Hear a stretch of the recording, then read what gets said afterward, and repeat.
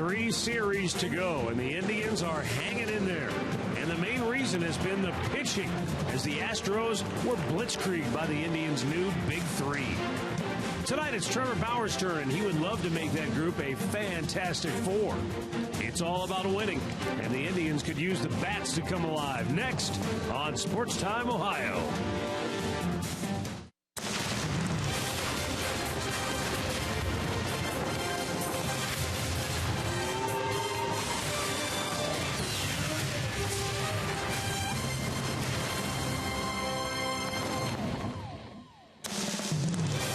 Show of the regular season makes its final stop here in Minneapolis. Target Field, Indians and the Twins open up a 3-game series here tonight. Hi again, everyone. Matt Underwood alongside Rick Manning. Quick history lesson. Last year, when the Indians made their run to a postseason playoff berth, they won their last 10 games of the season. We all remember that. How did they do that?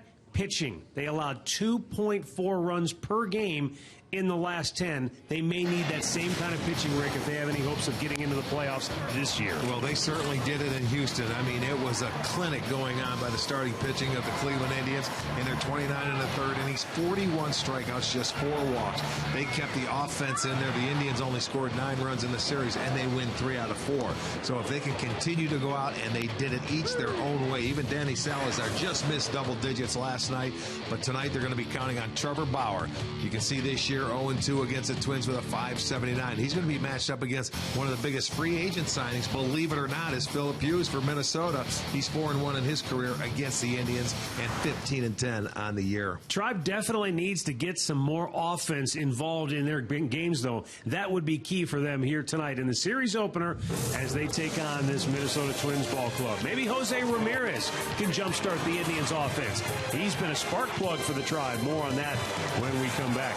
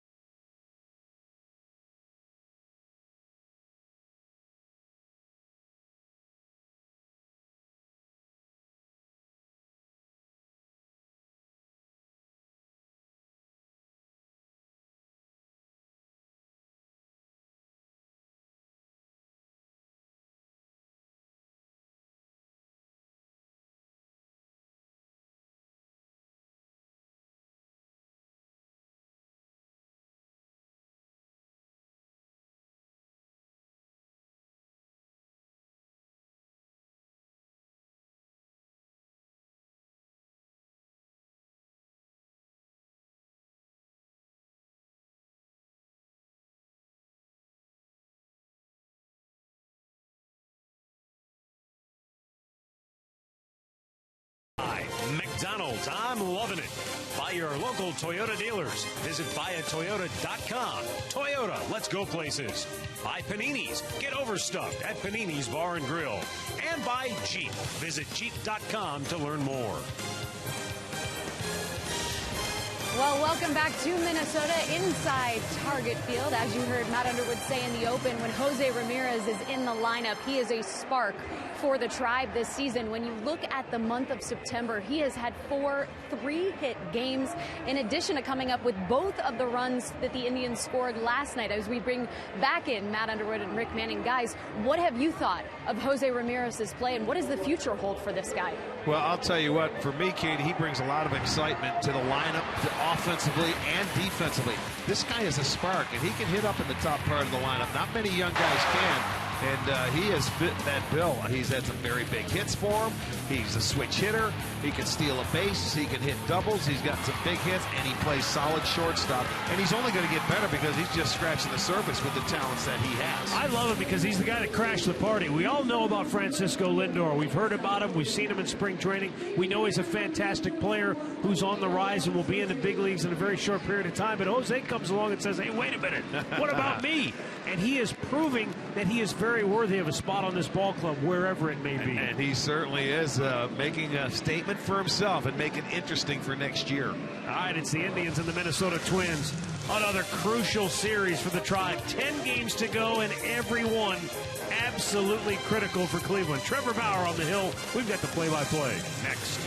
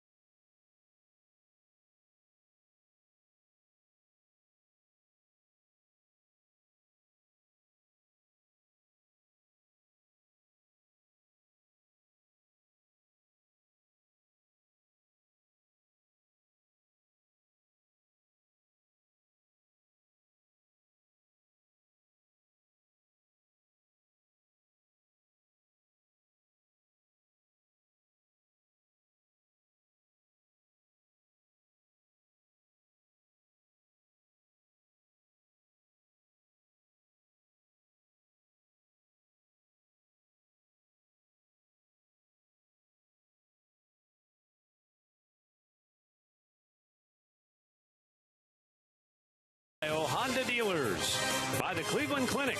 Call today for an appointment today. And by the Northeast Ohio Ford dealers.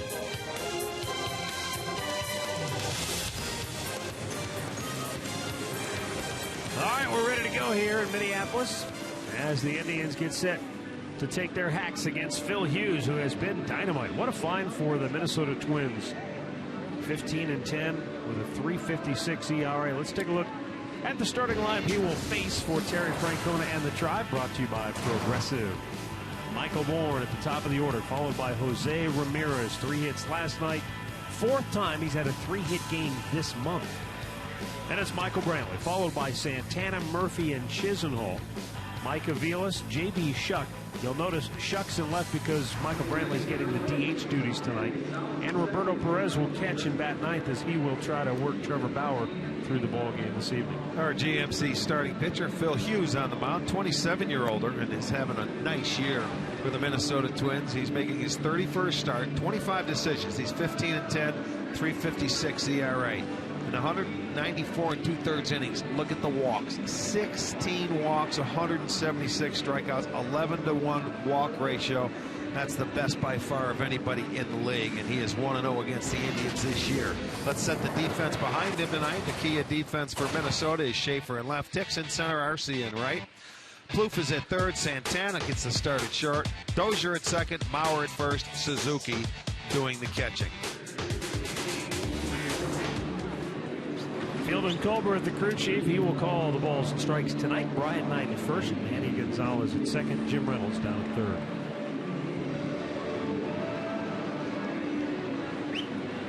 Michael Bourne will step in to lead us off. Threat of rain in the area. Tarp was rolled out just in case, but rain never really came heavy enough to put it on. Had a little brief shower about a half an hour ago, but so far so good. Michael Brantley drives one to deep center field. Hicks a long run.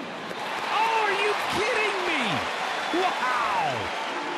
What a play in center field by Aaron Hicks. He literally just threw his glove at it, and it went in and stuck. Wow. I'm going to tell you something. If you make this on the first hit of their game, that is unbelievable. His back is to the infield, and on the dead run on the backhanded side, Hicks just throws it up there. It goes in. A terrific play. That's a triple for Bourne if he doesn't catch it. Boy, that one, you're going to see that play for quite a while now.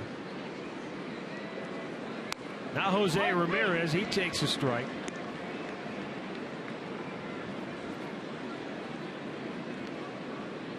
Game time temperature 70 degrees here in downtown Minneapolis.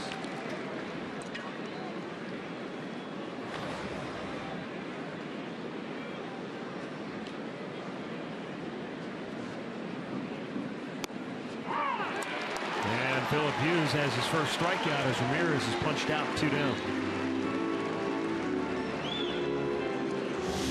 Keys to the game brought to you by Wayside Furniture. Hughes has walked 16 batters in almost 200 innings this year, so you have to be aggressive. You can't wait around. And we'll see how Trevor Bauer attacks this Minnesota lineup tonight. Yeah, for Hughes, he's had a couple of streaks this year, man. He went 178 consecutive hitters that he did not allow a walk.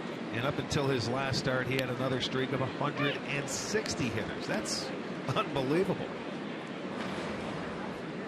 Well, Hughes is a guy who fits perfectly under the tutelage of a guy like Rick Anderson, the longtime Minnesota pitching coach, who has always been a big believer of don't walk people. Make them earn their way on the base. Stat of the game brought to you by Buick. Michael Brantley has had 6 different 9-game hitting streaks. Looking to extend it to 10 here tonight. Yeah, you go back to Phil Hughes and you talk about the 16 walks. He has given up 206 hits. But you're around the plate, you're going to give up the hits. Punches out a pair here in the first. Now the Twins are coming to bat.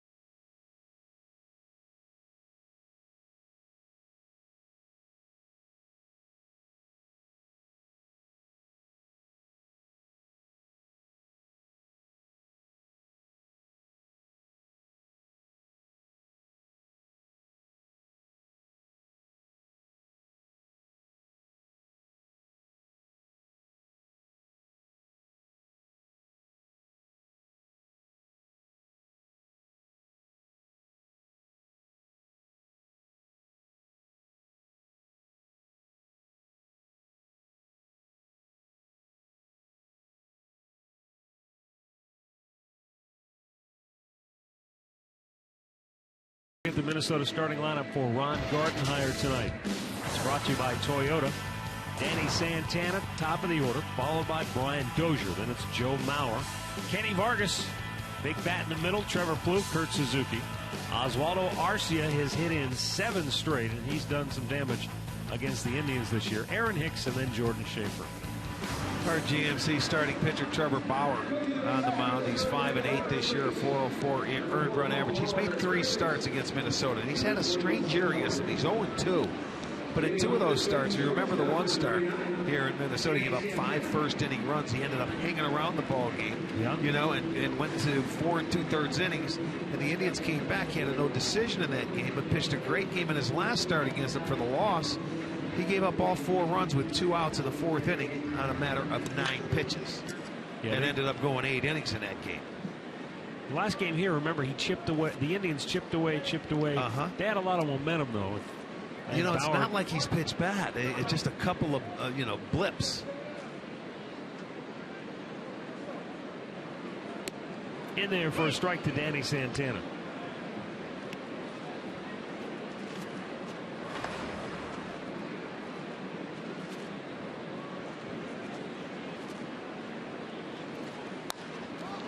High drive hit deep right field down the line. And foul. Whew. Boy, that looked like it was fair all the way, didn't it, till the very end.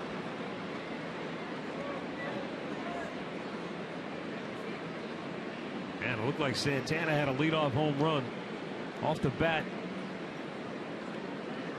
but it just goes foul right in front of the pole and into the flowers? Into the flower bed. Yeah. This guy's an exciting young player for Minnesota. Yes, he is.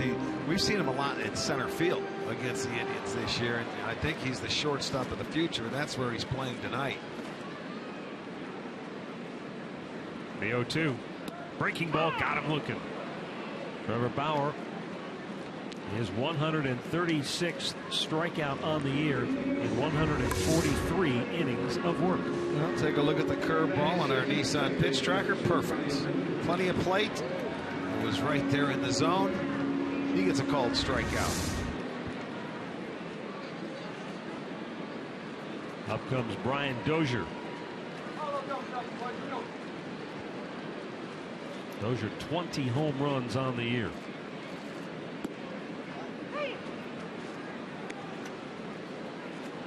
One for 8 against Trevor Bauer.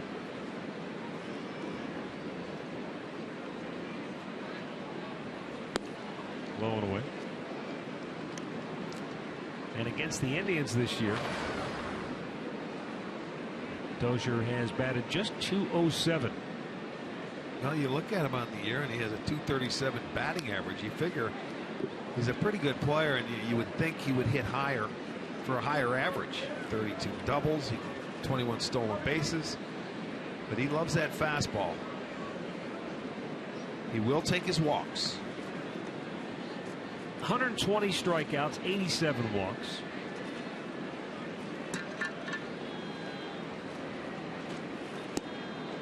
Well, I don't know anymore. 120 strikeouts is that's that okay. a lot? I mean, anymore it doesn't seem like it, does it? No, it's not. When you're talking about a guy, here's a second baseman. You would like to see somebody like him cut him down a little bit so you could hit for a higher average, because he makes things happen when he gets on base. Ramirez gets rid of it in a hurry, and a great stretch by Santana. And Dozier is out number 2. But once again, Jose Ramirez shows you the range, the quick release, and the accuracy of the throw. You know, it's fun because when you watch Ramirez, you see something different from him every day. And I'll tell you what, that's not an easy play. On the move, getting rid of it as quickly as he did, and he made a beautiful, accurate throw. I mean, so when you get a chance to see this guy play every day, he's played less than 60 games, right around 60, and you're seeing something different and new every day. It's fun to watch. 2 down for Joe Mauer.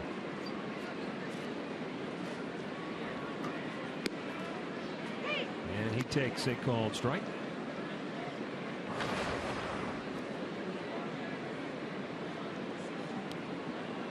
Mauer with a hit in 6 of his last 8 games here at Target Field.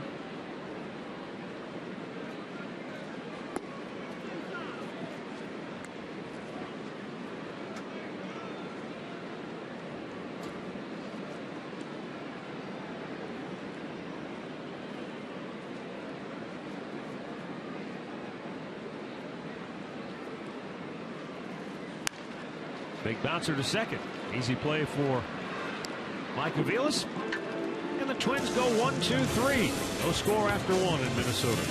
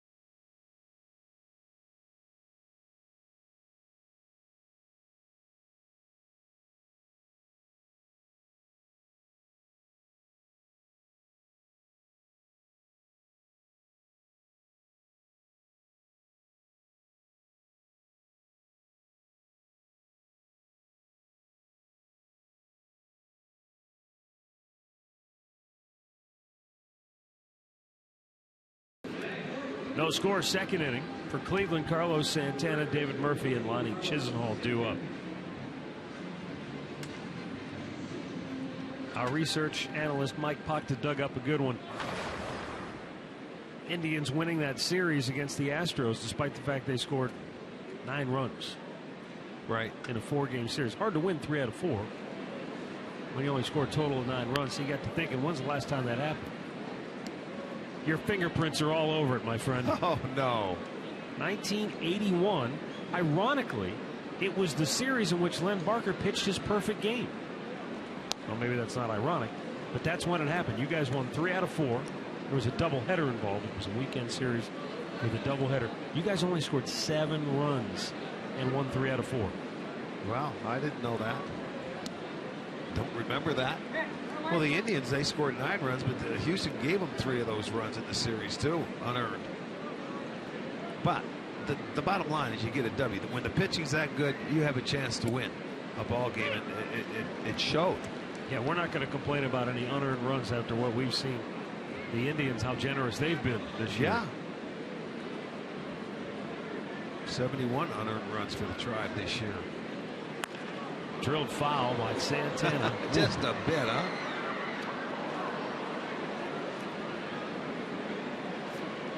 Carlos sitting on 27 home runs. 82 runs batted in. Also has 25 doubles. It's a full count here.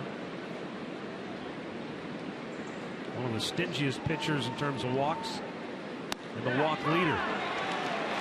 And Santana is rung up. That's 3 straight called third strikes. One down here in the second inning.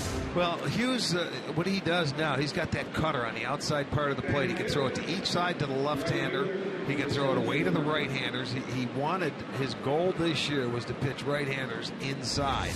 And he's been able to do that. He's established everything again, and he has really had a nice year overall. When you talk about a free agent signing, he was 4-14 last year, Matt. And everyone says, gosh, they signed this guy for a 3-year deal. He's been better than any of the other free agent signing pitchers. Ubaldo Jimenez, Scott Kazmir, a couple other guys that were in there, and he has more wins. Minnesota's either really fortunate or their scouting was right on when they said, hey, this is a guy we think we can fix whatever was wrong with him. Upside. You know, get him out of Yankee Stadium where you give up the long ball, the home runs. And affordable. And affordable, yes. Not that he's. And a guy that's always been aggressive as a pitcher. I mean, he's had every other year. He's won 18 games before as a starter. It seems like every even year he goes out and has a good year. 4-14 last year. He has 15 wins this year. And you talk to some of the Minnesota people, they say he could have more because they didn't score for him in a lot of starts. But I guess that's true with any pitcher around. We say the same thing about Corey Kluber or guys like that go out there every fifth day and take their turn on the rubber. There's going to be times where you just don't score for them. The 1-2 to first base. Easy play for Mauer. 2 down.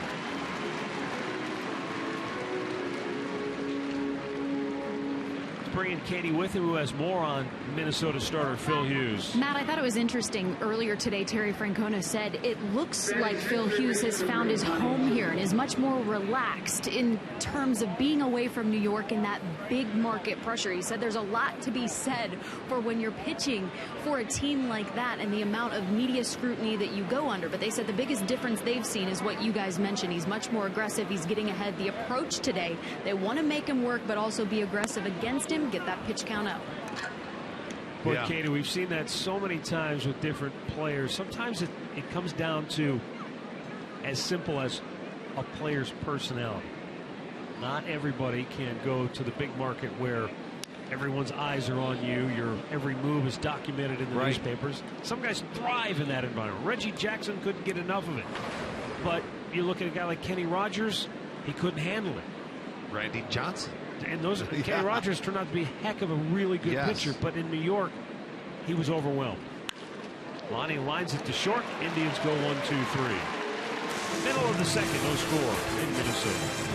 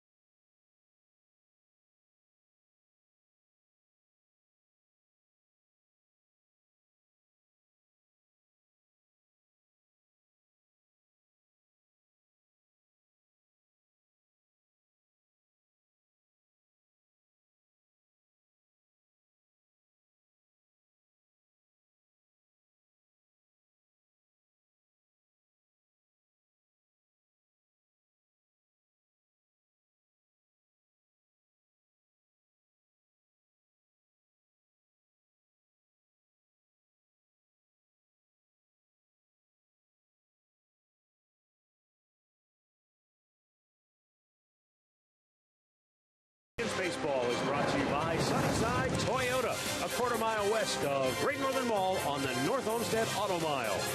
By Levin Mattress, located in all Levin furniture and freestanding locations. And by Kia. Visit MikeKiaCleveland.com to learn more.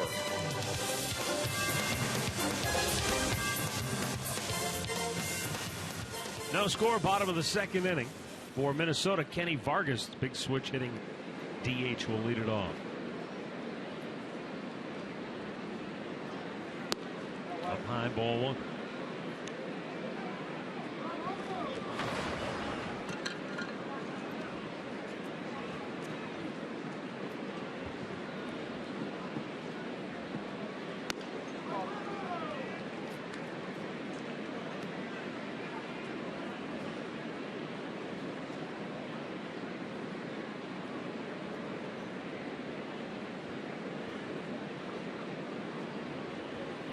And a foul right back by Vargas.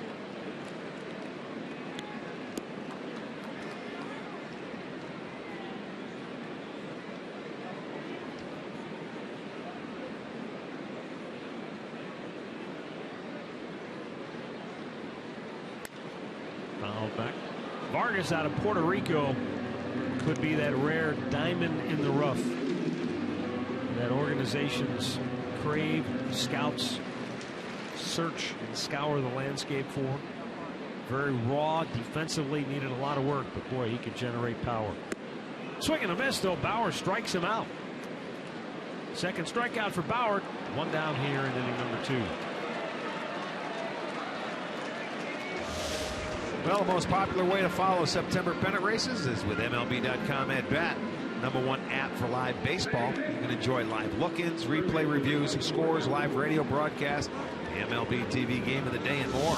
Get at bat for your smartphone or tablet on the App Store or visit MLB.com.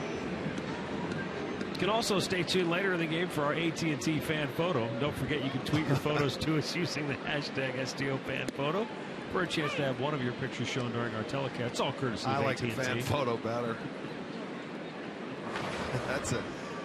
That is a two for Matty. You missed a sign. you got the take They sign had to and you run. swung.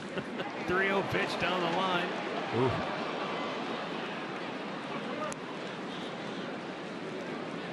Oh boy.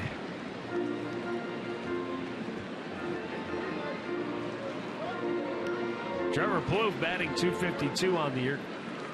He's hit 14 homers. He's driven in 78. He's got dangerous power.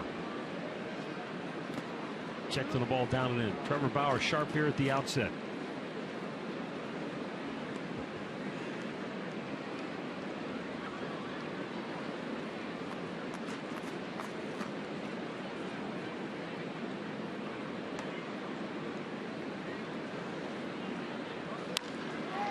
To right field. And Murphy makes the grab, 2 down.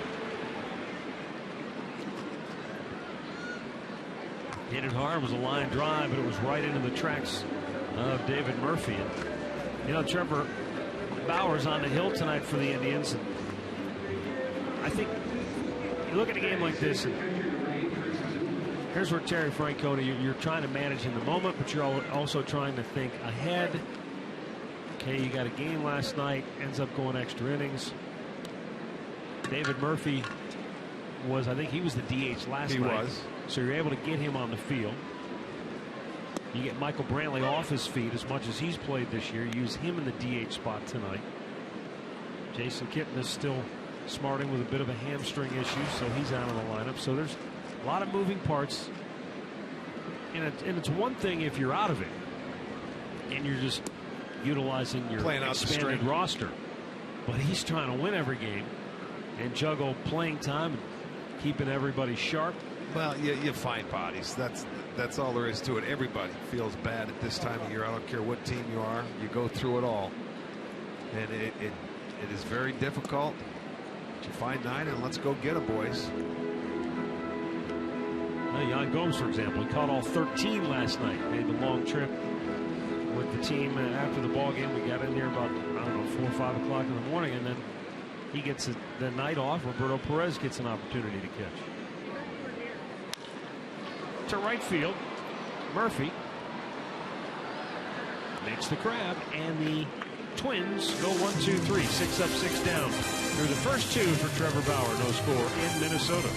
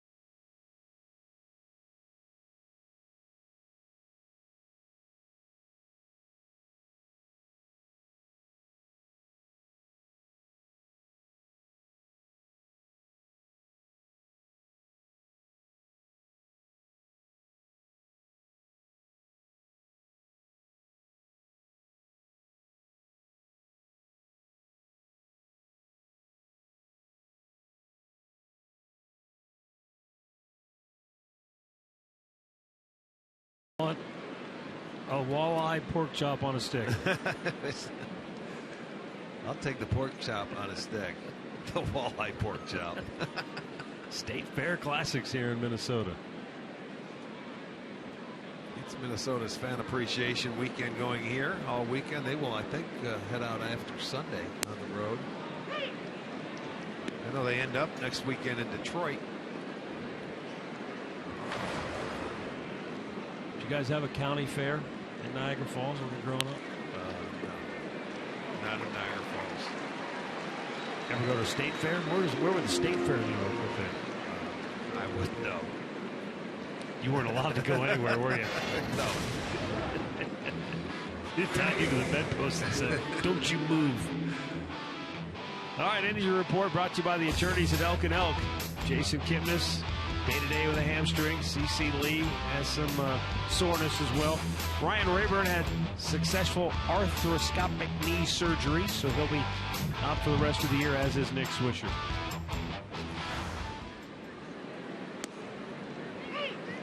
Katie has some more information on Twins who may be ailing and out of the series.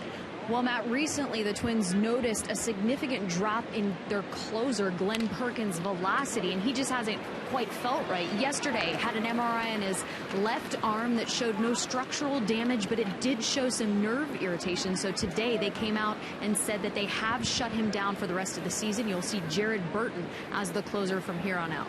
All right, thanks, Katie. So no Glenn Perkins, who's been very good, especially against the Indians. Meanwhile, J.B. Shuck has his first hit as an Indian. That snaps an 0 for 16 since he was acquired by Cleveland. And the Galleon native is aboard with one out here in the third inning. Roberto Perez, number 9 hitter in the lineup, takes letter high strike.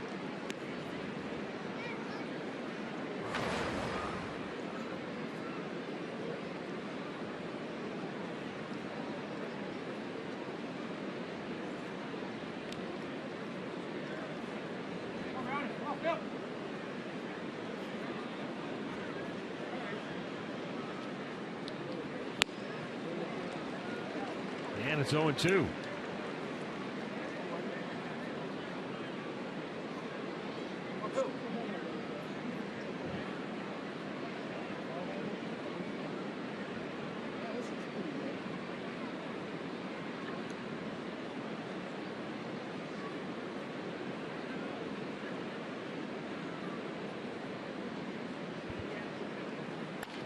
And a ground ball. Oh, it's caught by Dozier, but he can't pick it up.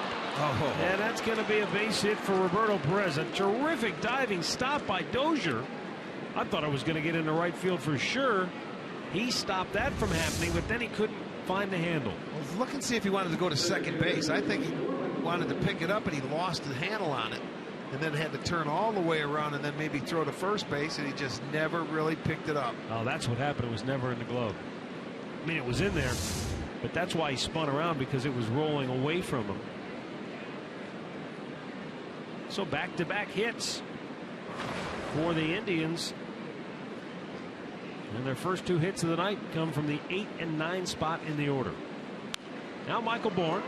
Bourne should have had a hit his first time up. He blistered one to deep center field, and Aaron Hicks made a great running catch.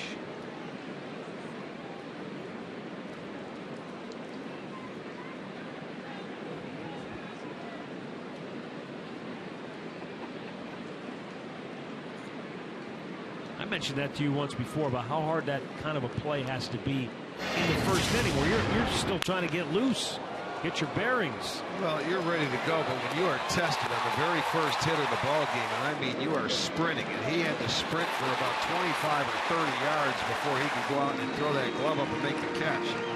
Boy, that's a great play, and that's a leadoff hitter. That's at least a double. I'm saying a triple for Bourne.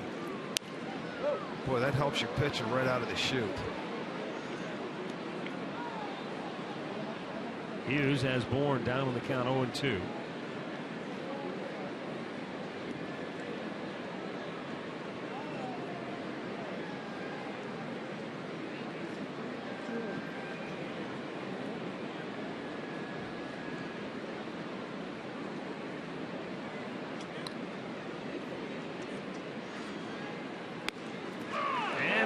takes a called third strike. 4 strikeouts for Phil Hughes tonight. All 4 have been called. Yeah, that cutter. That's the pitch that has been nasty for him this year. The left-handers give up on it. It starts off the plate, but it comes on the outside corner. And boy, I'll tell you what, that's what the left-handers better talk about right now. You get to 2 strikes. Watch for the outdoor, backdoor cutter.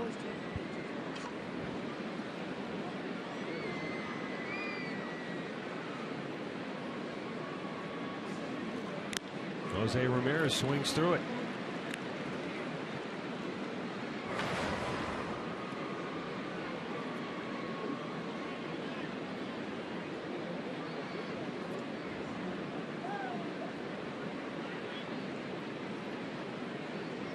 Two on, 2 out, and the 0-1 has popped up out of play. Detroit laying waste to Kansas City in the early going at Kauffman Stadium. Tigers lead it 4-0.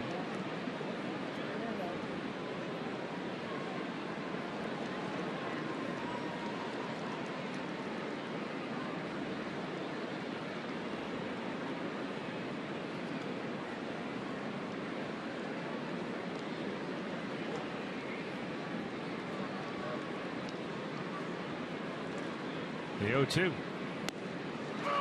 And Fielding Culbreth is feeling it tonight. He has punched out 5 different Indians hitters.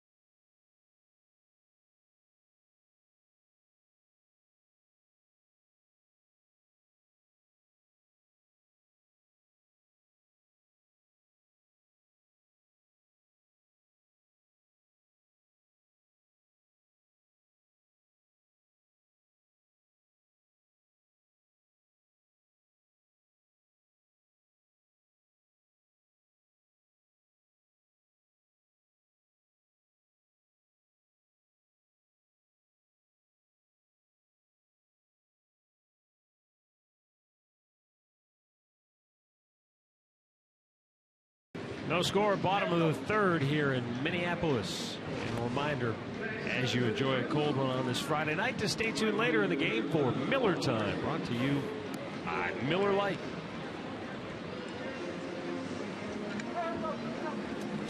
Bottom 3rd of the Minnesota order coming here.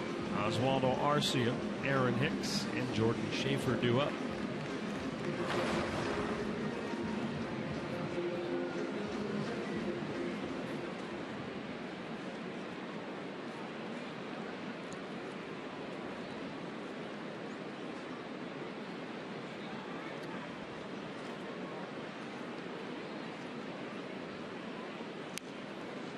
Fastball fouled right back. Well, to say these two have a history would be an understatement. 4 for 8, 3 home runs. They've also faced each other in the minor leagues. Out of play.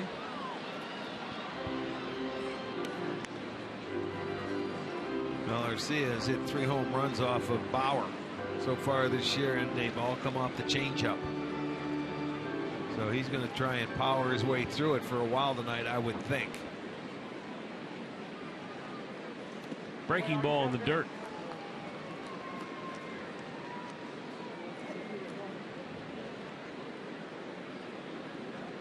Well, I guess you can't be afraid to throw that pitch. It's just you can't throw it where he has in the past to Arcia. Well, when a guy hits that pitch for a while, you got to take him off of it and don't show it to him for a while. Breaking ball. Get that one over for a strike. That looked pretty good. That was a good pitch. That's the one you want to throw for a strike, and it looks like it is, but he doesn't get the call.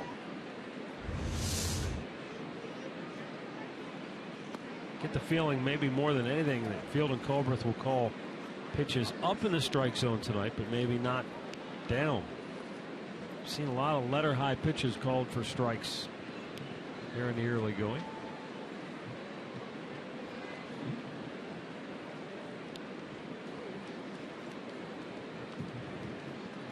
Three-two.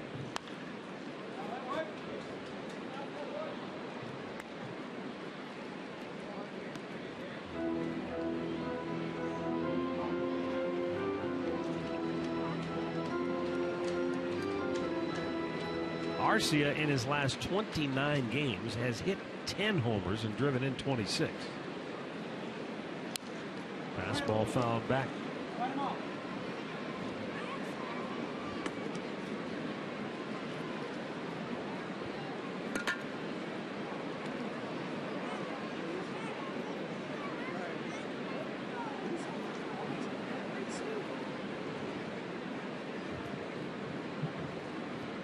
Bauer ready. 3-2. That curveball is hit a long way. Deep right field. And gone. Oswaldo Arcia has Trevor Bauer's number. Boy, does he ever. And it is an off-speed pitch. It's the curveball. He didn't get that one called earlier in the at-bat, so he wanted to throw it for a strike this time. And he still leaves the yard. Fourth home run this year off of Trevor Bauer. Check the location of it, right down Broadway, and it stayed about belt high.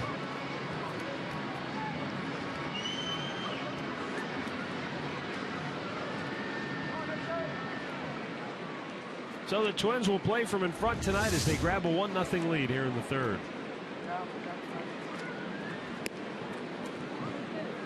Aaron Hicks. That's the first Twin to reach. Bauer had retired the first 6 in a row to start tonight.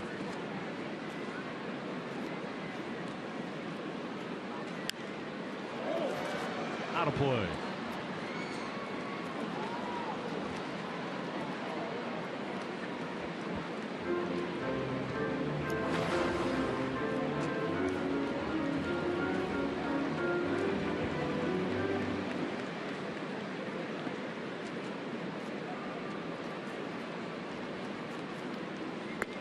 A little bit high.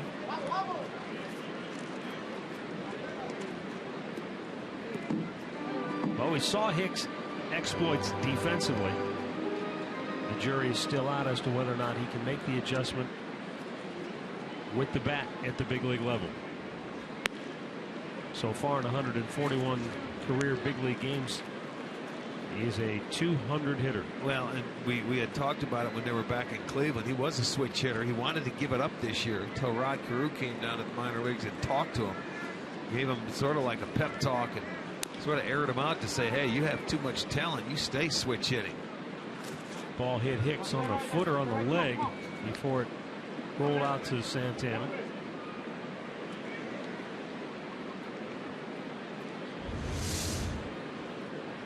Yep, right off the front foot.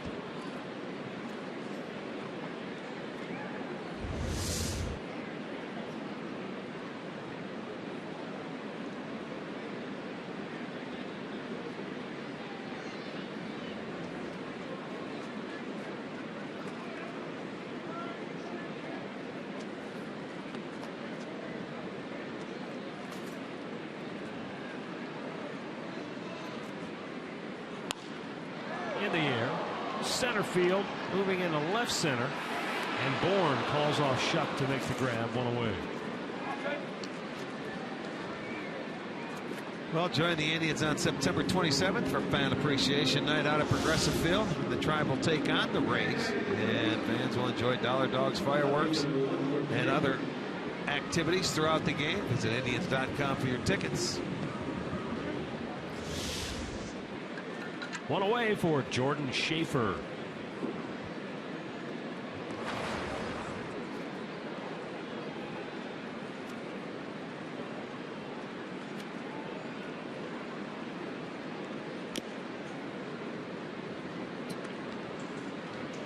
Schaefer's done a nice job since joining the Twins. But against the Indians this year, he's just 1 for 10.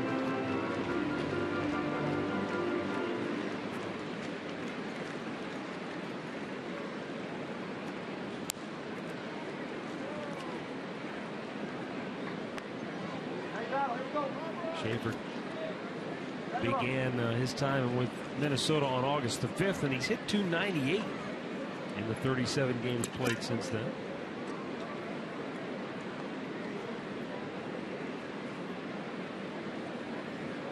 The 0-2. Swing and a miss, and Bauer has his third strikeout. 2 down here in the third inning.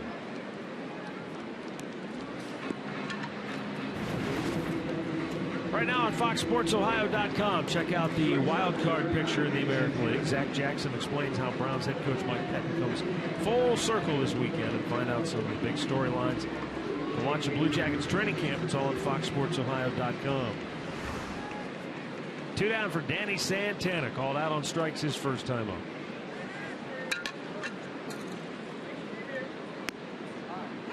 See, I think he's a high ball umpire. Yeah, that's fine. I can see that. Pitches right around the belt may be called strikes. The balls that are right down or around the knees may be called balls. Yeah, I think even above the belt tonight. Time call to Santana, steps away.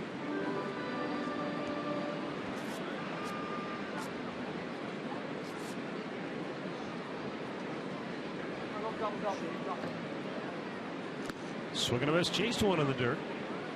And it's 0-2.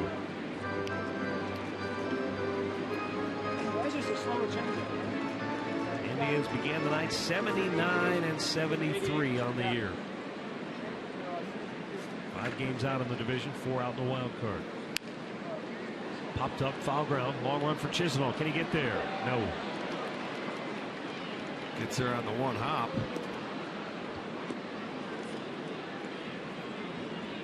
That counting cricket as an out? I don't know. I'm not sure, but a long way to run. Just didn't have enough air underneath it.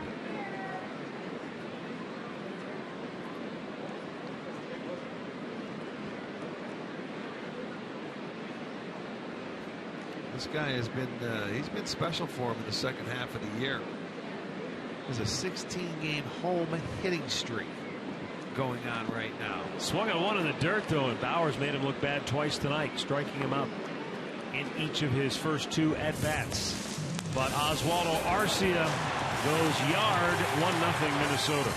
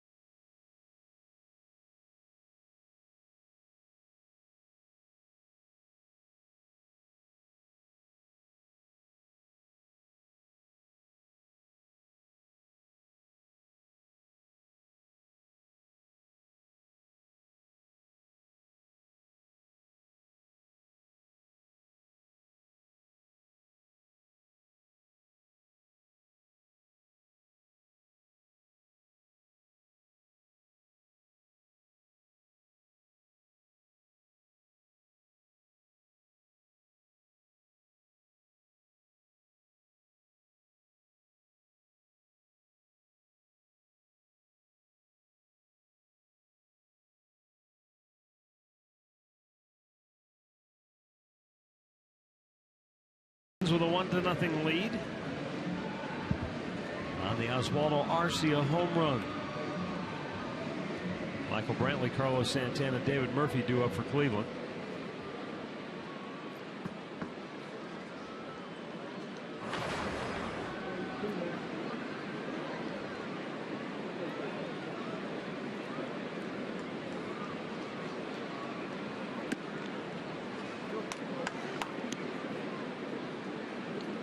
A lot of times you see where that fastball was, up and away. That's where he'll throw that cutter, or he'll start that cutter and it cuts to the outside part, and hitters give up on it because they see the fastball away. He gets to 2 strikes, and instead of putting it in the fastball, that cut brings it right back onto the outside corner. At least it has tonight so far.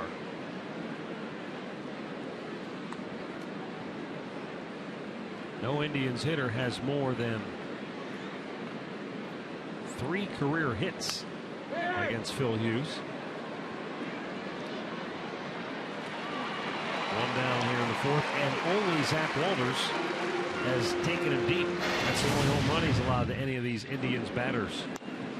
Well, look at the cutter on the outside corner. Every pitch, that's a straight fastball, has been called. Every strikeout. So he has it working early in the game. Gives him 181 strikeouts, just 16 walks on the year. That's an incredible ratio when you think about it.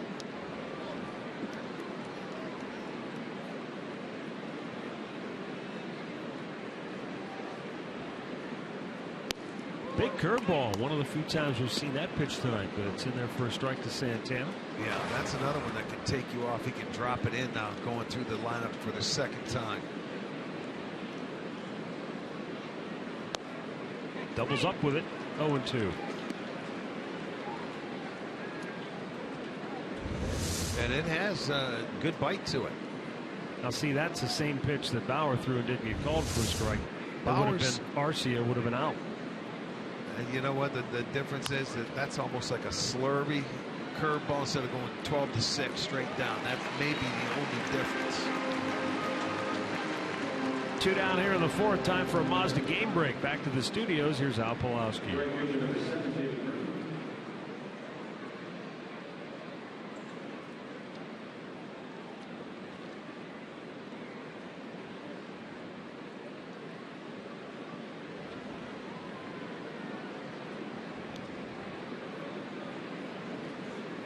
Thanks, Al. There's David Murphy taking. It's a called strike. Houston jumped out to an early 1-0 lead on Seattle. Mariners have come back to tie at 1-1 there in the 3rd. David Murphy drives one to deep right field. Arcia back. He's out of room. It's off the wall. And it's backed up by Hicks into second base with a 2-out double is David Murphy. He got up on top of a pitch that was upstairs. Able to drive it to right field. There it is, the high fastball. Murph got on top of it. Watch it carry. Arcia goes all the way back to the wall. What you should do, if you're that right fielder, you're not sure in that situation, then your center fielder comes over and backs you up as it deflects off the wall.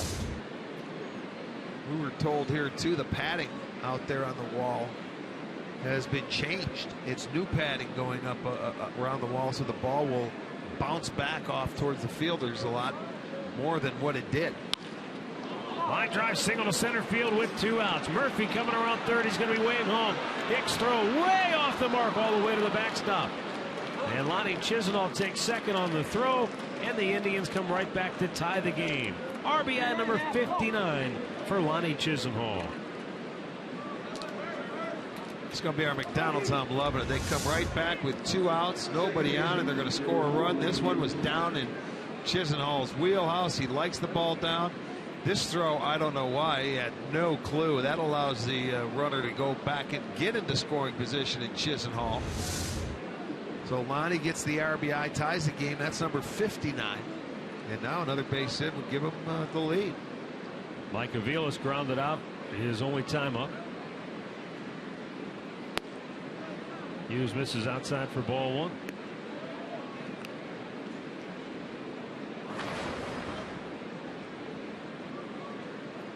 Avila's trying to snap an 0 for 8 at the plate.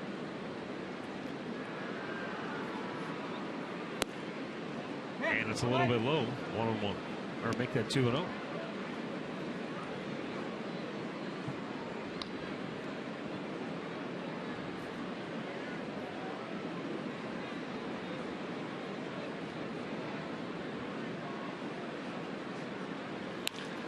Hard hit ground ball by Santana, kicked off of his glove, and the go-ahead run will score as Chisenhall races home.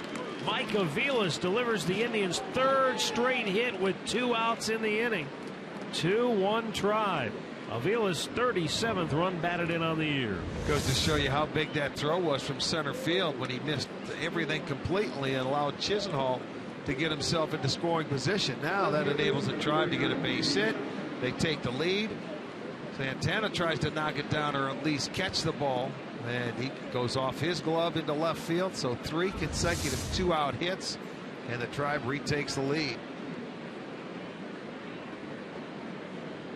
J.B. Shuck singled his first time up, his first hit as an Indian. And he pulls that one foul.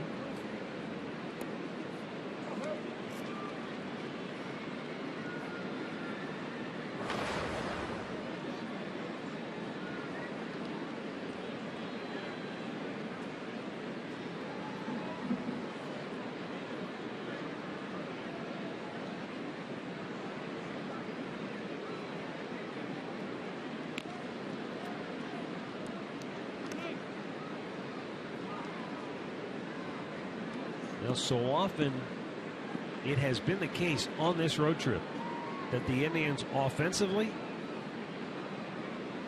have waited till 2 outs to get things going. And that's been the case here tonight in this 4th inning. 3 straight 2-out hits leading to 2 runs. That's going to drop foul over by the rolled up tarp.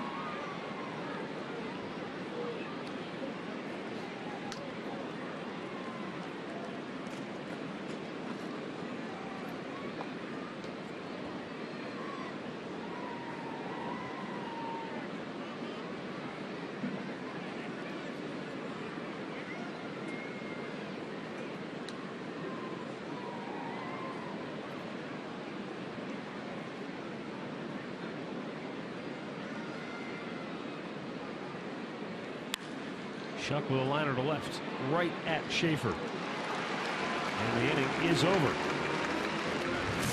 But David Murphy started it with a double. Lonnie Chisenhall brought him home. Then Mike Aviles plated Chisenhall. 2-1 Cleveland, middle of the 4th.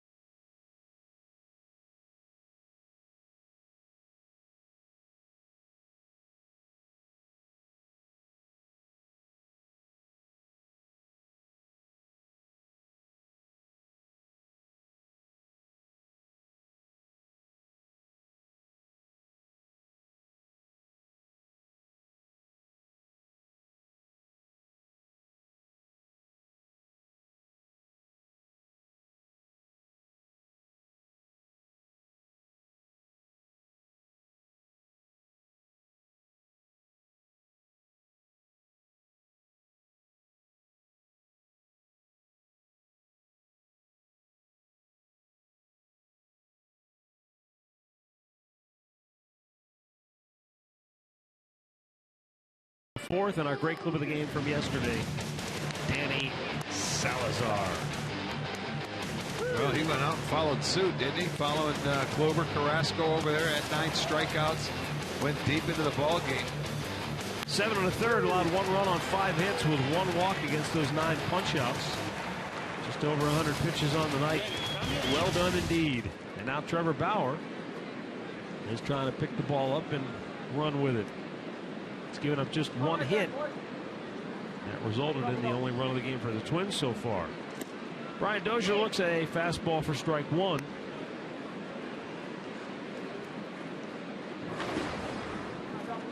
Dozier robbed of a hit his first time up on a nice play by Jose Ramirez at shortstop.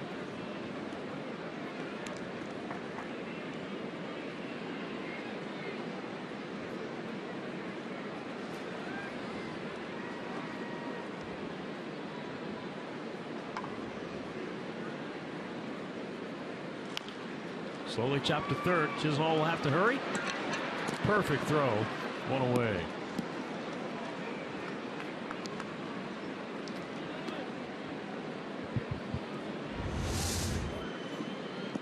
Well, he topped that ball. It was a breaking ball, and Chisholm comes in, makes it look easy, fields it with his glove. Just a good, solid throw.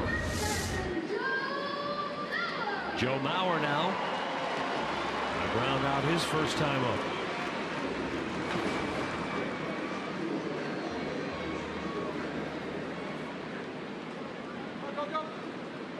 Mauer 10 hits and 31 at-bats against the Indians this year. Seems like it's about par for the course for him. Yeah, that's about right. 330, 340 average.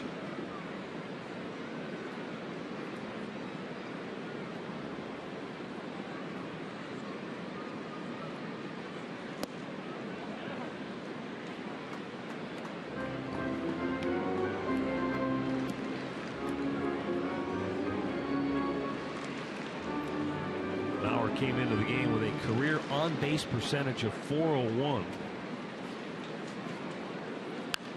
And that's significant because he would be the only player in the history of this franchise to have a career on-base percentage above .400.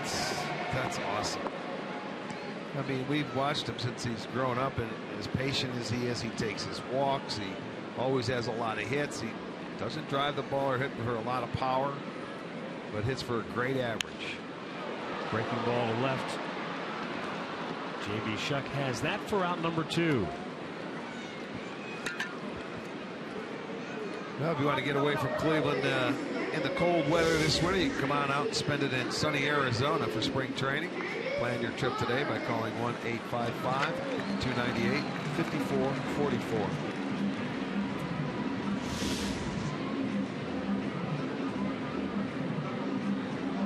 Kenny Vargas struck out his first time up. He's driven in 36 runs since August the 1st.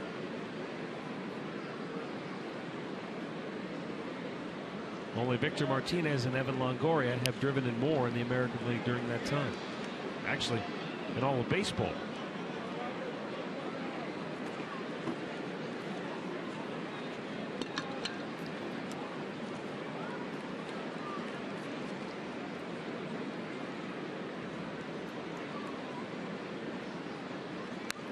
Check the swing, it's fouled. 0-2.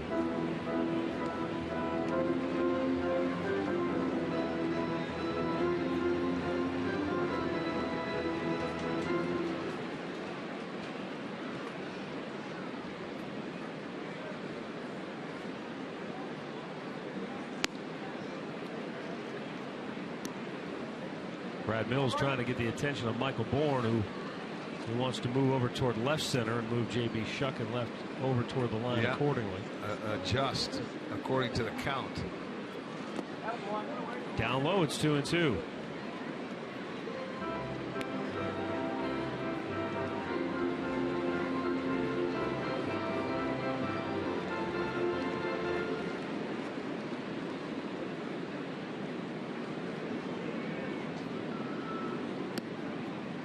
That big breaking ball misses.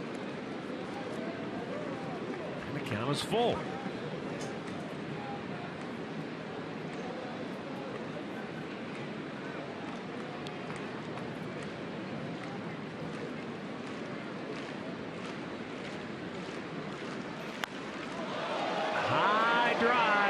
right field. Murphy back, and he's going to watch it leave.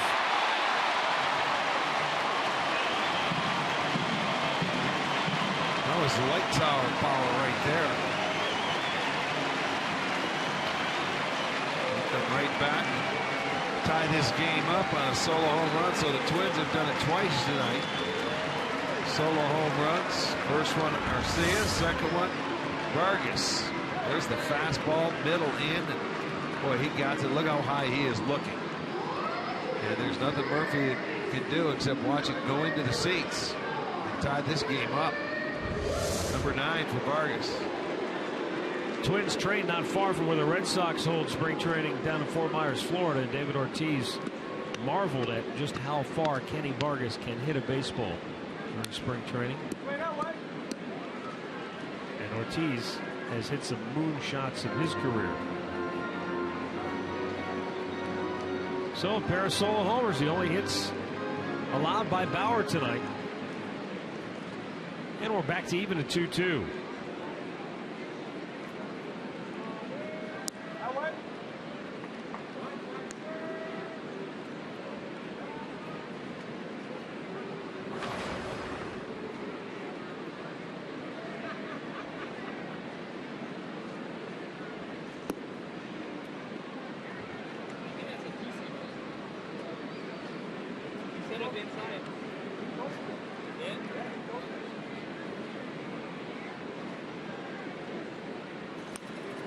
That's right back to the screen.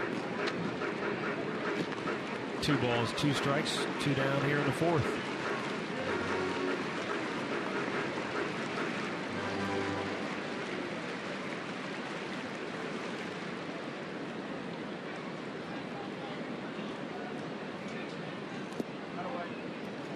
Didn't offer at it, full count.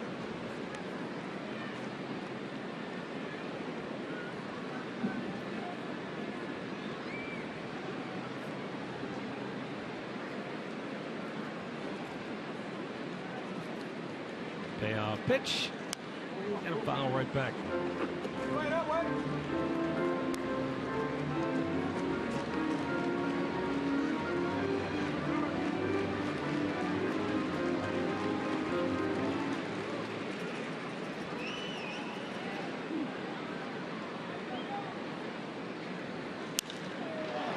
High fly ball again, this time into deep left center field. J.B. Shuck, the left fielder, has it. And the side is retired. It's a pair of solo homers tonight for Minnesota. This one hit by Kenny Vargas ties the game at 2.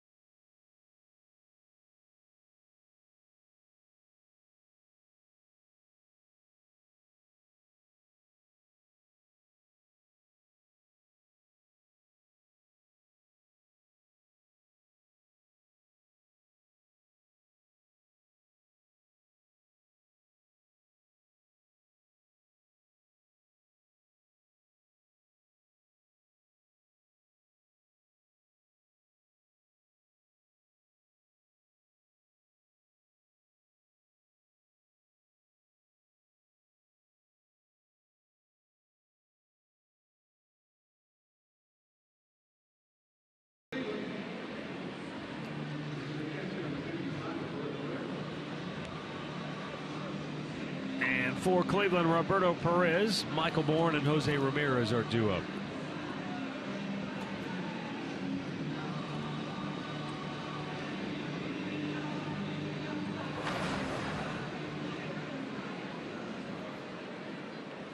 Perez a single his first time up. He had an 0-2 pitch, and Dozier made a beautiful dive stop on it, but he just couldn't pick it up. It fell out of his glove, and Perez reached first base. Pops this one up sky high, shallow left. Santana, the shortstop. One away.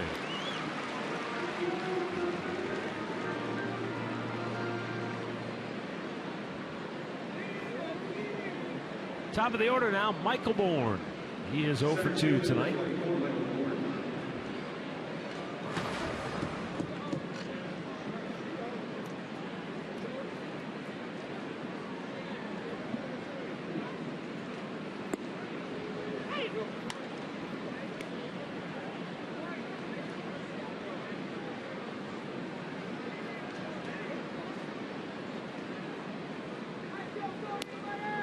Outside breaking ball. 1-1.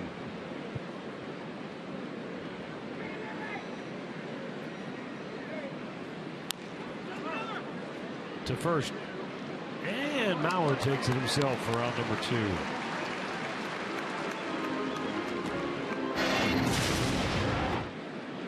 The last inning with 2 outs, it was David Murphy who started the Indians rally with a double. Lonnie Chisenhall followed with an RBI single, went to second on the throw. And Mike Aviles brought him home with an RBI single. 3 consecutive 2-out hits.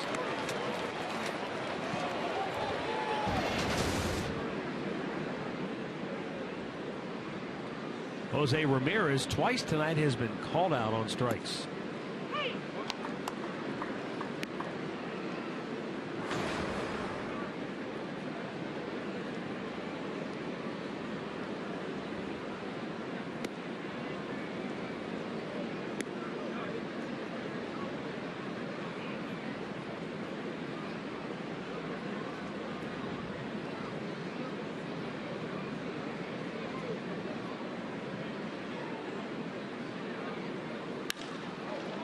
Jose puts a jolt into one to center field, but Hicks is there to grab it.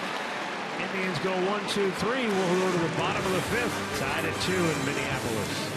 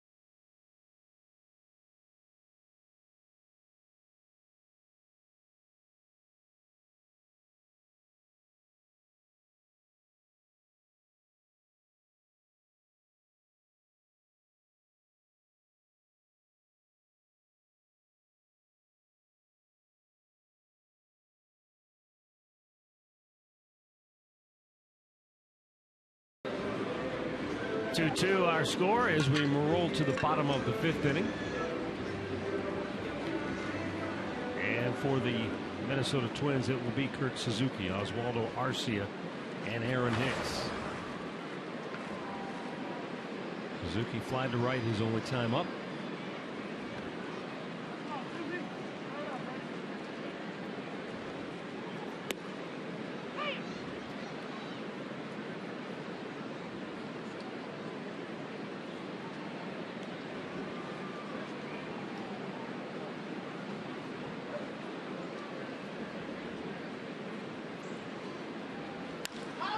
Hits this one in the air to center field. Michael Bourne says, I'll take it.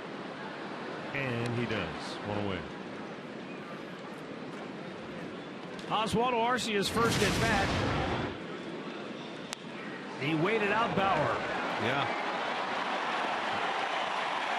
And eventually got one to his liking.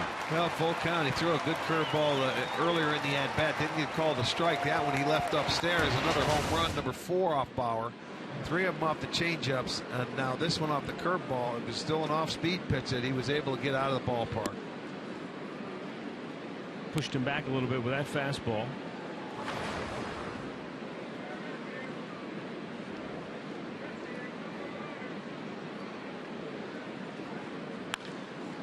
And this breaking ball is pulled, and it gets by Aviles. Arcia's going to go for 2. And the throw by Aviles is in time, and Ramirez slaps the tag on him. Yeah, you don't know what he was thinking. The play's right in front of him. I don't know if they're going to give him a hit on there. And the reason why is sort of strange because Aviles is back there. He just went off the end of his glove. But you're playing out in right field. And then it trickles away from him. He picks it up, and Arcia just decides to head into second base, and he's thrown out by a bunch. So it'll be an error. And then he is caught for 6. First error of the year for Aviles at second base.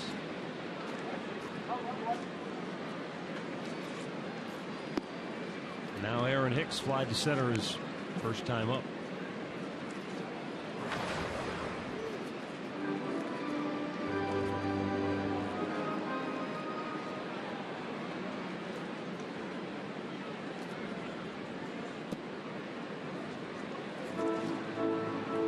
Two balls, no strikes.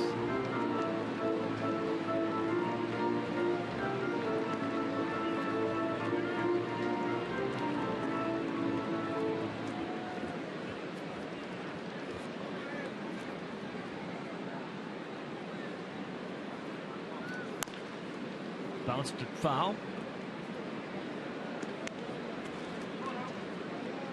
Ball boy's having a tough night down there. It's about the third one that's ricocheted by him. He wasn't too anxious to get off the seat either. Well, he was up, but boy, it's a tough sidewall. The 2-1. Aviles. This time he flags it down, spins and throws, and the inning is over. 5 complete from Target Field, and we're tied at 2.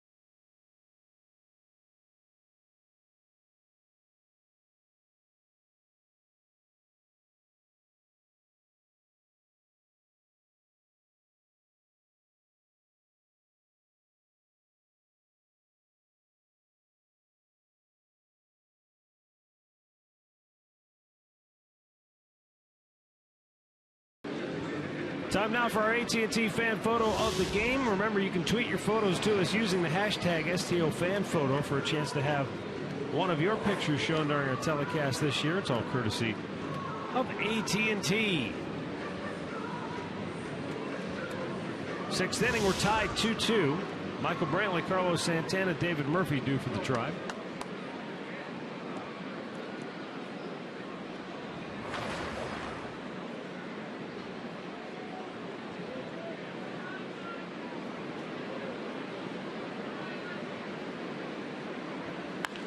Michael tees off and drives it to deep right field, and you can forget about it. Way out of here.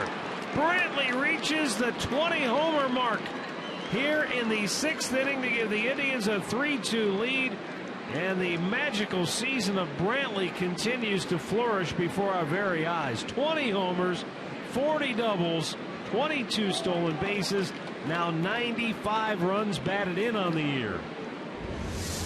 Yeah, what a beautiful swing. He was not going to spot that pitch coming on the inside corner. Let's see if that was just a fastball. It looked like a straight fastball, and he was waiting for it.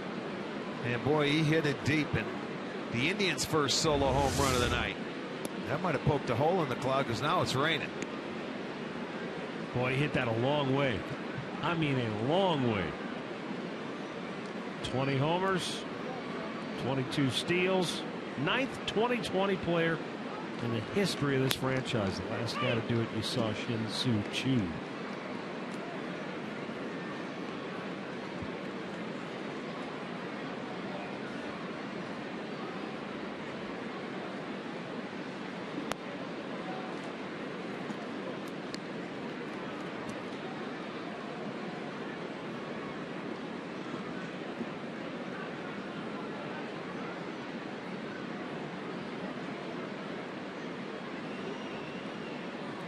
Two-one pitch popped up on the infield. Third baseman Trevor Plouffe. One away. Here, right, audiology sounds of the game. Here's Michael Brantley on. We like to talk about numbers. Him, not so much. Not to the last day of the year we can look back at it, but you know, numbers are a byproduct for one day. I like to look at it, you know, the full course of a career or the full course of this season, and then we can look back at it. Each day I'm going to go out there and try to do my best I can and do whatever I can to win that baseball game for our team today. Well, it was a good swing for your team today. You gave him the lead 3-2 with that swing. Against a guy who doesn't give up many. That's only the 16th home run that Hughes has allowed, and this is 31st start of the year.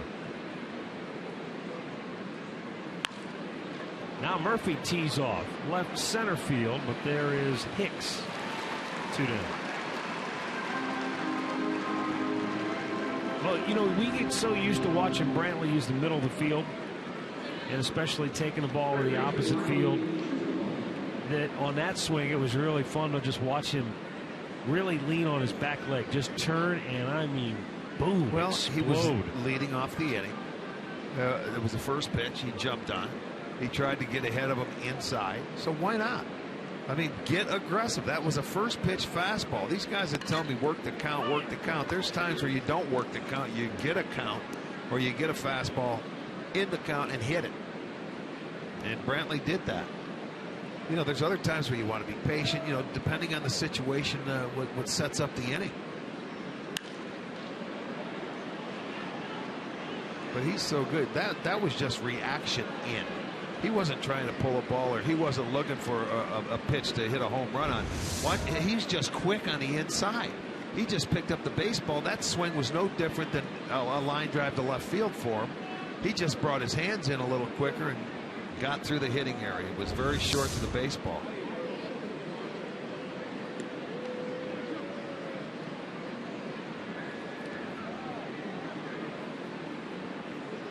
Lonnie Chisenhall drove in the Indians' first run of the night with 2 outs back in the 4th inning.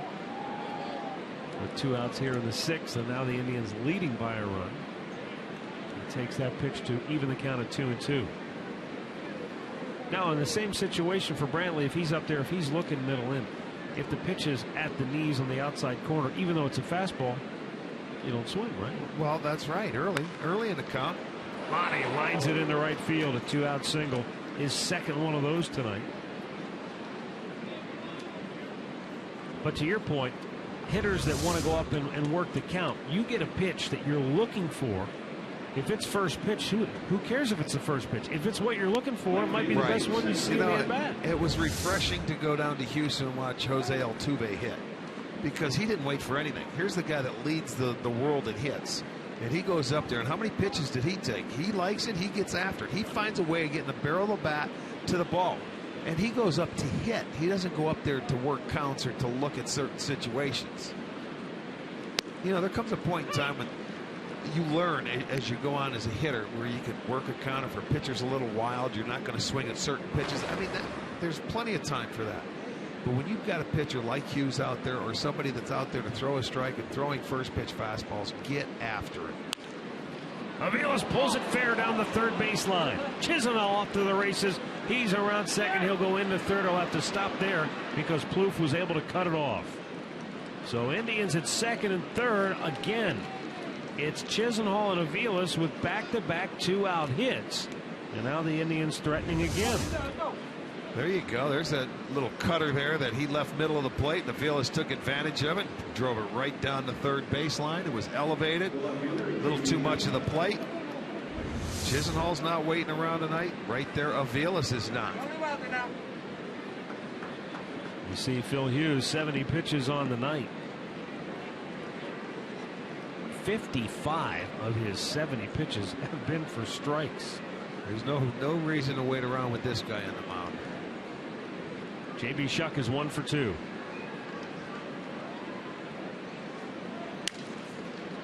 Slowly chopped to second base. Dozier gets rid of it in a hurry, and the inning is over. Michael Brantley puts the Tribe in front with his 20th home run of the year. 3-2 Cleveland.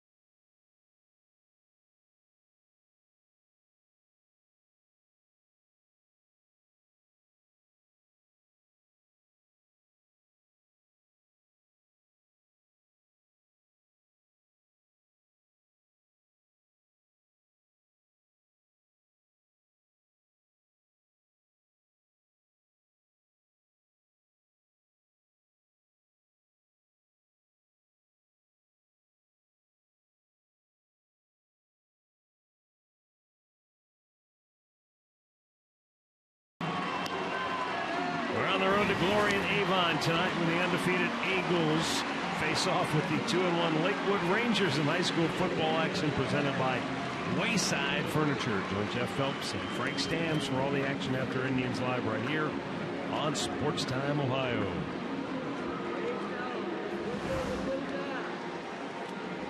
Jordan Schaefer going to lead off for Minnesota here in the 6th. Struck out his only time up.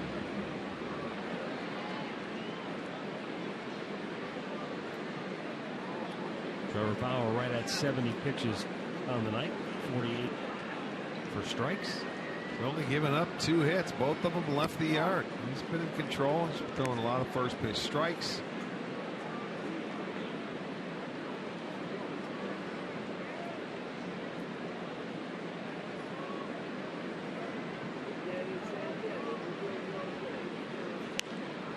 Popped up. Is it playable? No. It's going to be over the top of the dugout and back into the seats a few rows. 1-1.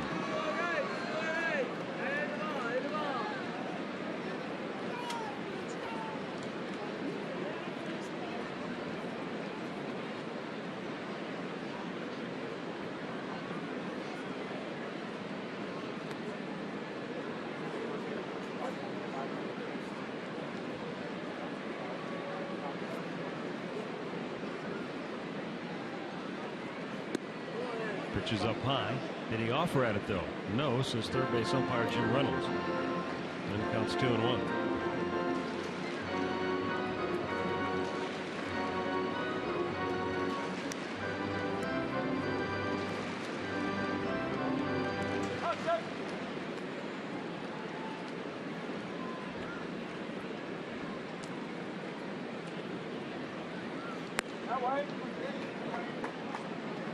Three and one.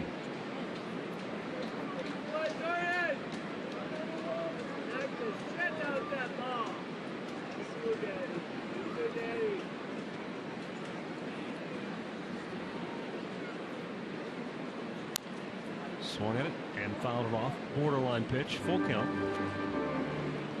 Trevor Bauer understands exactly the magnitude of the situation. He said, quote, "We're pretty much up against the wall. We have to win the rest of our games, and if we do, we need some other people to help us out. We're in a tough position as far as making the playoffs, and we know that, but it doesn't change what we have to do."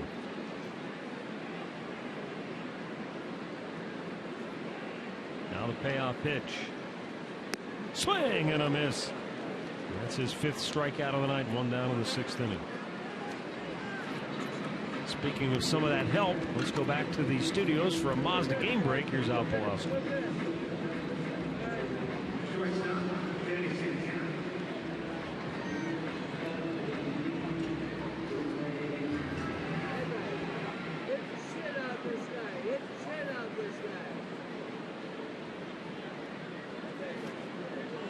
All right, Al, that wasn't the kind of help we were looking for. Swing and a miss by Danny Santana. Look, Seattle sits 3 games in front of Cleveland. They're the immediate roadblock because the Indians, they have control of their fate because they've got games left with Kansas City. They don't have any left with Oakland or Seattle, though. So those are the teams all in the mix. Yeah, you just have to win your own games. Kansas City, you almost hope for Kansas City to lose because they're coming to Cleveland for the 3 games and the finish of that final game in Kansas City. So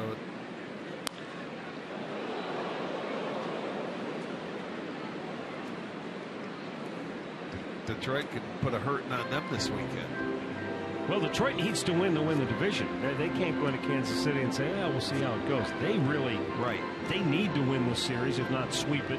Well, they're off to a good start. Yeah, up 5-0 in the 5th in the series opener. 1-2 pitch. Swing and a miss. Bauer has struck out the first 2 here in the 6th inning, give him a half dozen Ks on the night. Guarantee postseason tickets with the Tribe's Playoff Payoff program. By placing a deposit on next year's ticket, fans can get priority access to this year's postseason tickets. Visit Indians.com.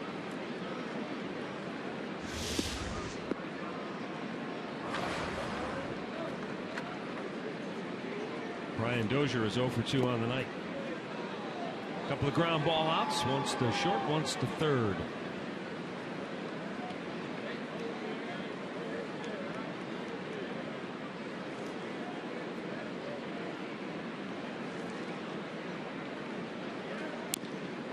He found that one off of his foot.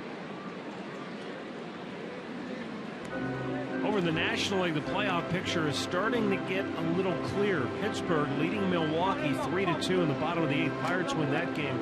They'll open up a 4.5 game lead over Milwaukee for that second wild card spot.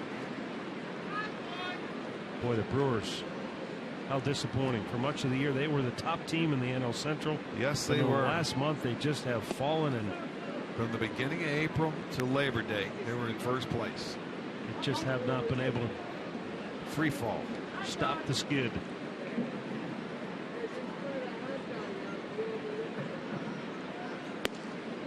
Strike call, 2-2. theoretically, Pittsburgh could still catch St. Louis. They only trail the Cards by 2.5 in the division. Same gap separates L.A. and San Francisco in the NL West. Yeah, those two teams will meet on Monday. Giants will take a 3-game series into L.A.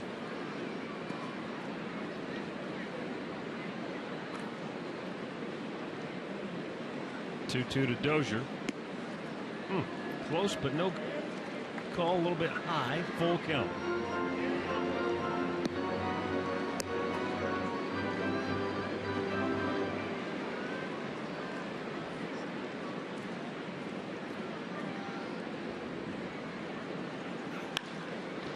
He'll try Ramirez again.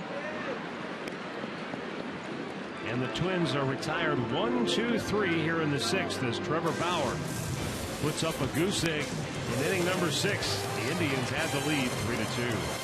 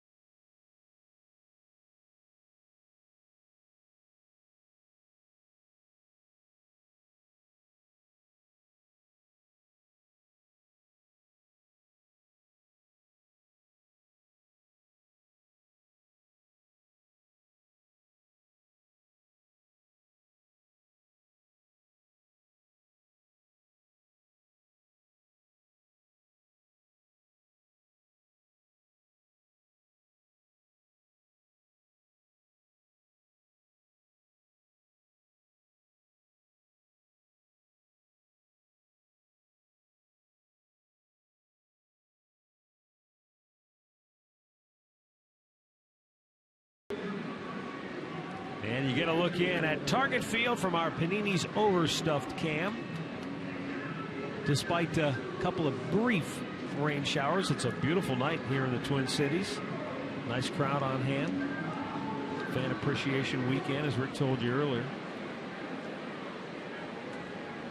But it's nice to see folks still enjoy coming out to the yard, even though their team's out of it. I know there's still the allure of the ballpark being a new experience for a lot of folks, but boy, we were in Houston for 4 games, and with the exception of maybe one night, there was just no atmosphere. Yeah, this is a breath of fresh air right here.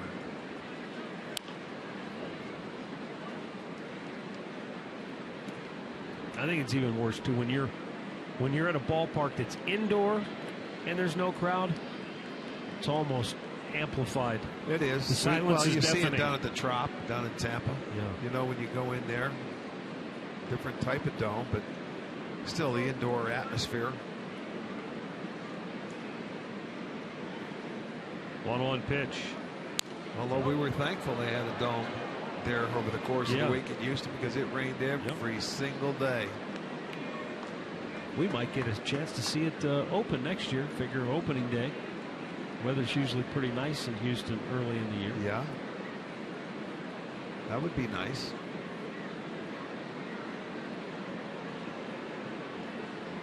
Now the 1-2. Down the right field line. This is trouble.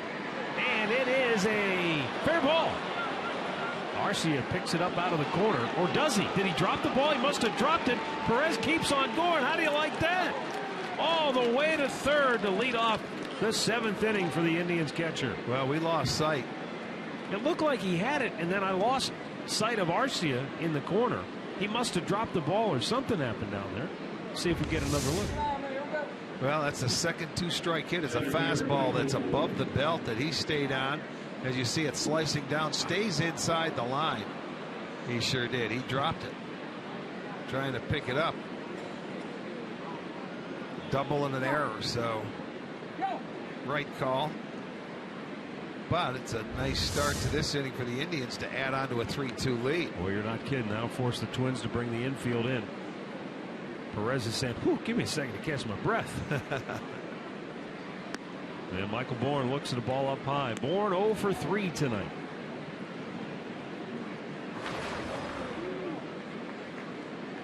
He's been a good hitter, though, with runners in scoring position. He's batted .276 on the year. Takes a strike.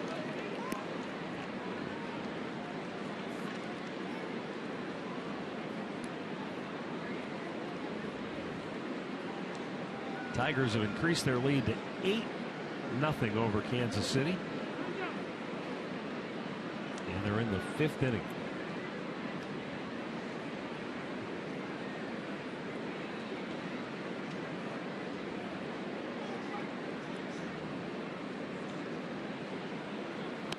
Bourne checks on a ball up high. 2-1.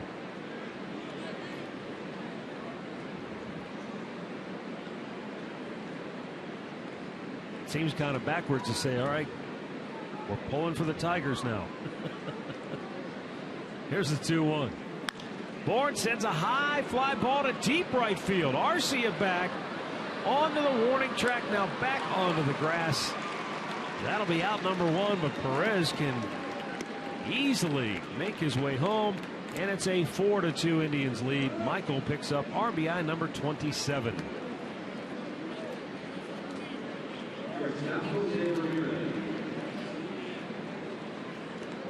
So a good piece of hitting by Perez, a misplay by Arcia, and Bourne brings him home to account for the Indians' 4th run here tonight. That's what you like to see. You do it quickly.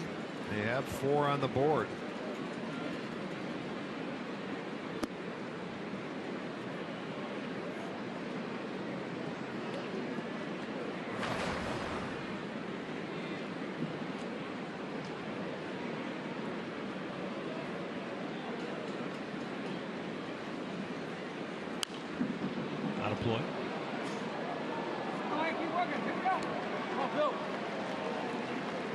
Left-hander up for Minnesota with 1 out here in the 7th.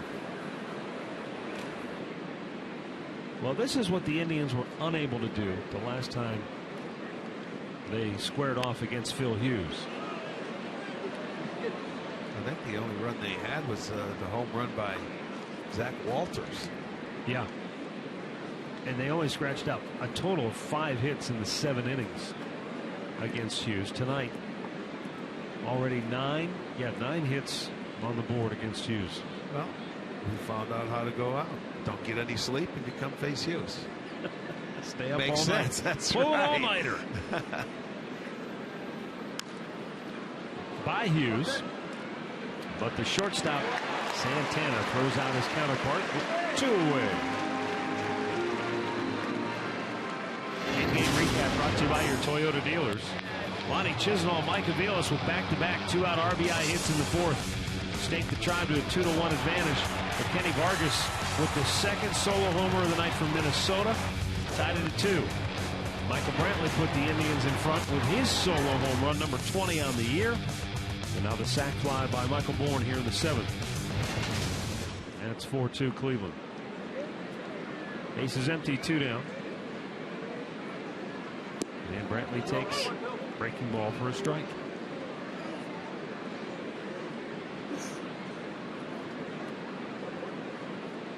Just to reiterate, 20 homers, 40 doubles, 22 steals, and now 95 ribbies. So 5 more for Brantley, and he's got a magical line score. No, you got to add 1 more to that, 14 more hits to give him 200. That's the one I want to see him get. I really do. There's another one. Make it 13. Down the line. It gets into the corner. It's cut off by Schaefer. And Brantley pulls into second base with a 2-out double. Another multi-hit game for Michael. Yeah, that's right, man. He just continues. Now Rick Anderson, the Minnesota pitching coach, going to go out. So 20-20-40. Michael Brantley, Grady Sizemore, and Robbie Alomar. That's it.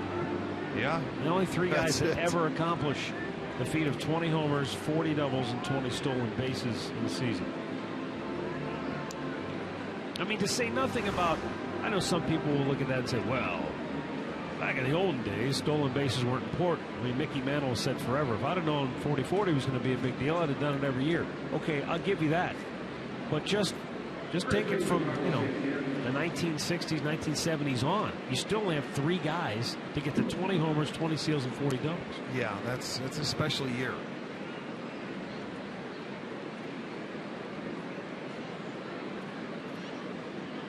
The Twins have a 2020 guy, Brian Dozier, with 20 home runs and 20 steals, but he has 32 doubles. He doesn't have the 40 in there.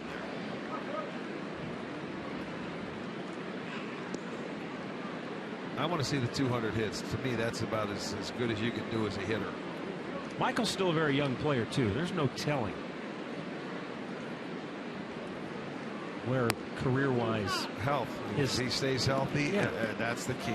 But, I mean, potentially, Rick, is there any way to look into your crystal ball and tell me he'll hit 30, he'll hit 40 home runs in a year? Is he that kind of a hitter, do you think? I don't know. You can't tell. I think as disciplined as he is, he's not a home run hitter to begin with. I think 20 is a really nice number for him. Why put more on him and say, hey, 25, 30? He doesn't think that way, and home runs come quality at bats. I'd rather see him with the 20, 40, 20, 200. You know what I mean? That's consistent. To me, that's great. Go pay your home run hitters to hit home runs if you want a 30, 35 guy. You got a guy that does it all right there. Santana with a bouncing ball. And Hughes gets out of the inning. But the Indians get another run. Seventh inning stretch here in Minneapolis. And the Tribe now leads it 4-2. Seventh inning stretch brought to you.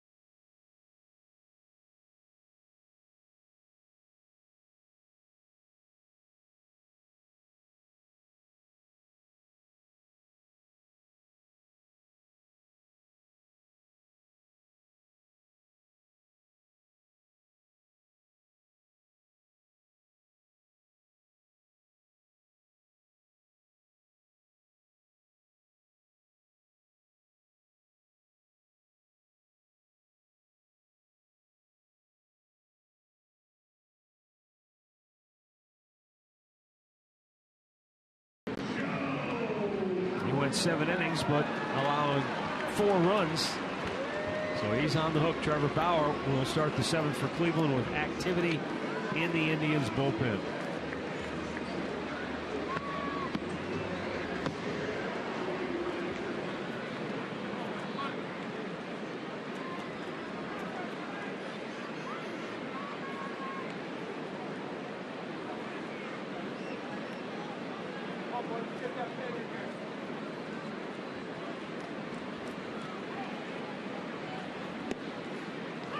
And a strike is called. to Joe Mauer, who is 0 for 2 on the night.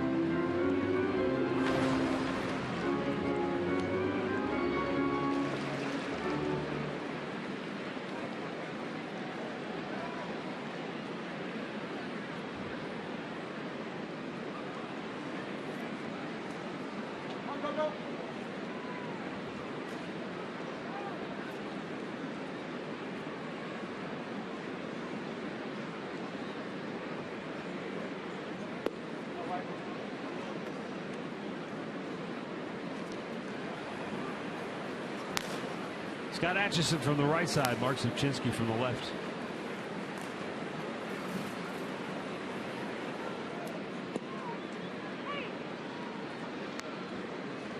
Bauer works ahead of Mauer, 1 and 2. Yep, 65% strikes today for Bauer. I think he's used his fastball well. He had a lot of balls hit in the air.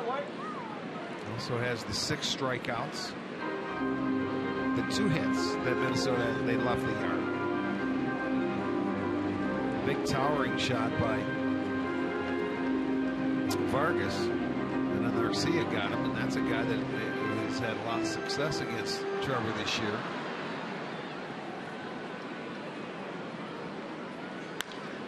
Right back up the middle, it gets through Bauer's legs and into center field for a leadoff single.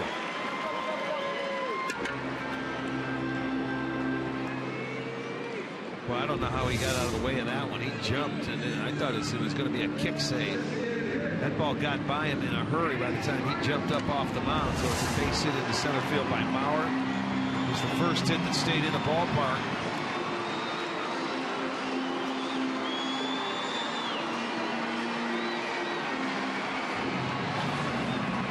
Well, here's Kenny Vargas. He hit a monster home run. I mean, a rainmaker. Brantley's was more majestic. It went a lot farther. But Vargas was at the old light tower power. I mean, that thing was up in the air. Yeah, that was forever. He had a fastball middle in. And, you know, you could see that uppercut swing. And it stayed up there for quite a while. It's funny when you watch an outfielder and you see them going like this and their neck turned and they're just going to go around like they're watching a plane go by. Big bouncer in the hole and a base hit. Oh, wait. Okay, yeah. I thought maybe it hit Mauer. But he got out of the way. He goes to second. And back-to-back singles to start the 7th inning now for Minnesota. Well, he had to wait and let that ball bounce past. It wasn't hit all that hard. He brought it down right in front of home plate. But watch Mauer. Oh, he beats it. Yeah, he got in front of it. He was on his heels. So they start out the 7th inning with back-to-back singles. Somebody go talk to him. Yeah, Terry's saying somebody go talk to him. Let's go. Stall for some time because he's going to go make a pitching change. He's going to go get Atchison.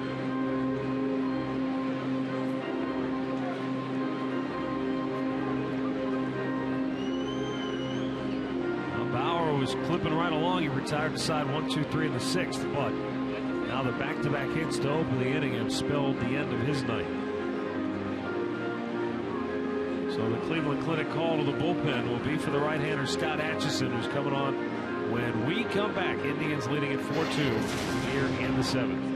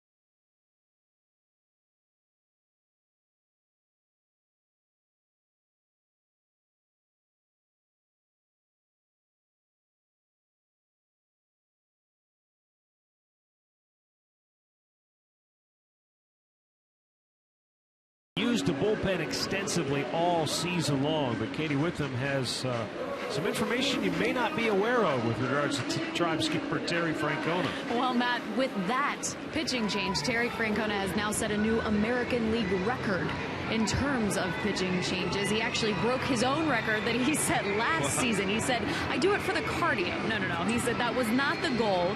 You would think in this circumstance that our pen would be imploding because I'm changing them so much, but really it's the opposite. He went on to talk about how the bullpen's been such a weapon, and it's a tribute to the relievers' work ethic, how they always answer the call no matter what. There's no egos, and he went on to say it's been the most fun bullpen he's ever been around. Now, Katie, is the record specifically the number of pitching changes or how many trips he's made to the mound? Pitching changes. Okay.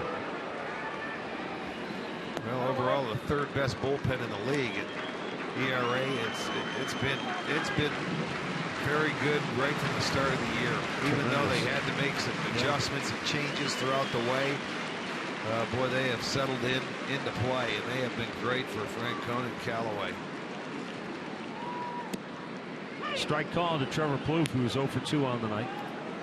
And I'll tell you, what's really helped that bullpen, I think, Matt, is when you go back to the beginning of August, the starters started to take off.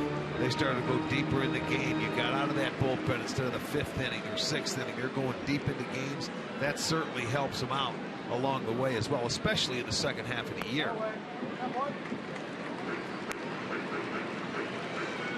Although these guys are going to have a boatload of appearances. They monitor it as far as their pitches go, and they don't burn them out. What's that old saying? A pitcher can rust out before he wear out. Yeah, before he wears out. That's the old adage. If used properly. And the thing of it is, with the Indians, their offense, they play so many close games that you have to, everybody's important. And I think that's one reason why Terry likes so many relievers coming out of that bullpen, because there's times when you gotta call on everybody. Like last night. Yes, indeed. 2-2 pitch. Hung on to. Oh, nice job by Roberto Perez. And that's the first out of the inning. You saw Trevor Plouffe upset. He thought he had a hanger, one that he could do some damage with. Instead, it's stuck in the webbing. That's you just hit the nail on the head. It's stuck. Sometimes that pops out and that guy gets an extra swing that time. It just happened to stay in the glove of Roberto Perez, and it's a big out. That first out of the inning here with runners on first and second. Kurt Suzuki 0 for 2 on the night.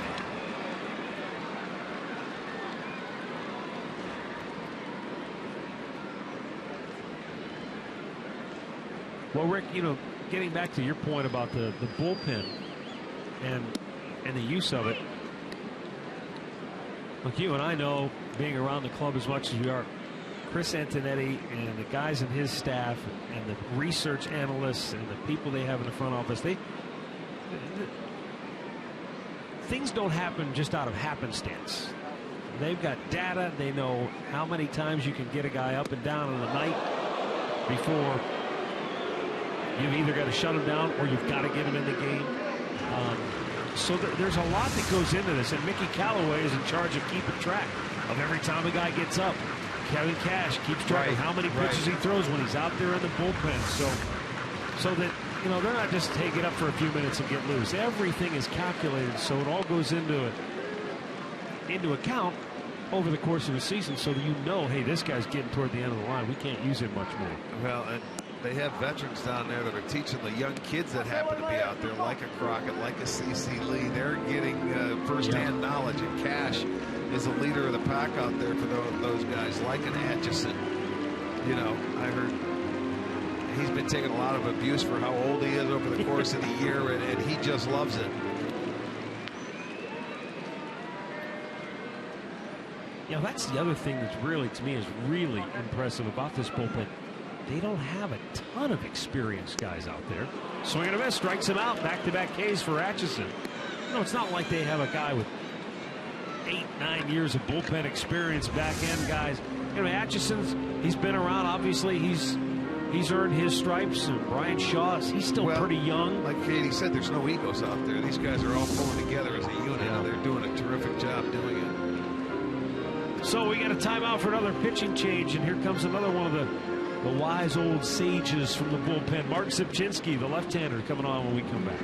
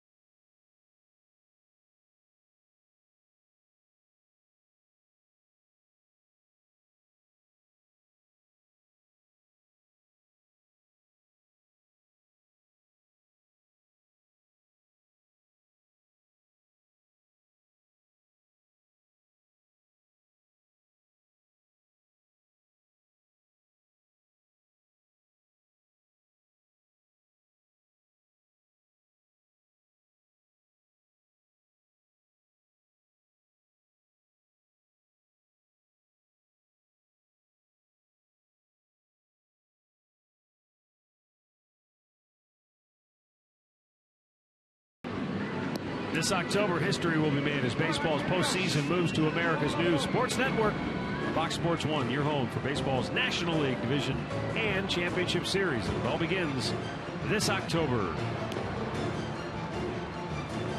2 on, 2 out for Minnesota here in the bottom of the 7th. Oswaldo Arcia will be the batter, and Mark Zipchinski coming on out of the Cleveland bullpen. Well, Etch did his job. Faced 2 hitters, got 2 strikeouts, and left the runners stranded right where they came in, and right where they were. And now up to Zipchinski now to try and close this inning out.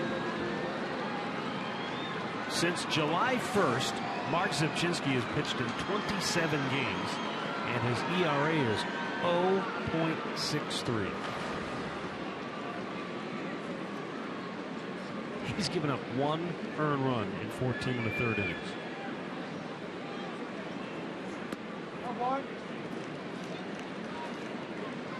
I used to think, these left-hander relievers, they've really got it made. You come in, you face a batter here or there, your night's over, you don't have to work.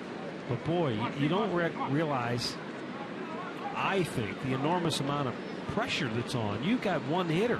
You better come out and be sharp. Well, when he first came on this year, he just wasn't a matchup guy. True. You know, he came in for innings. Up the middle, it's just beyond a diving Aviles. Mauer around third. He will score. Vargas on his way to third. It's a 1-run game at 4-3. Oswaldo Arcia has driven in 2 of the 3 Minnesota runs here tonight. Boy, he gets a big 2-out RBI knock. He sure did. And it gets under the glove of Aviles. He tried to go over there and get it. It was a fastball right there. Good pitch to hit for Arcia, and that gets under his glove. And as you say, you come in, you match up. You don't get your guy, you're out of there. The pressure is up there. So now Minnesota has a chance to tie this game up. And Terry's going to go back to his bullpen. Right-hander Zach McAllister, who started the series opener in Houston on this road trip, is going to come on out of the bullpen now with the tying run at third and 2 out of the 7th inning.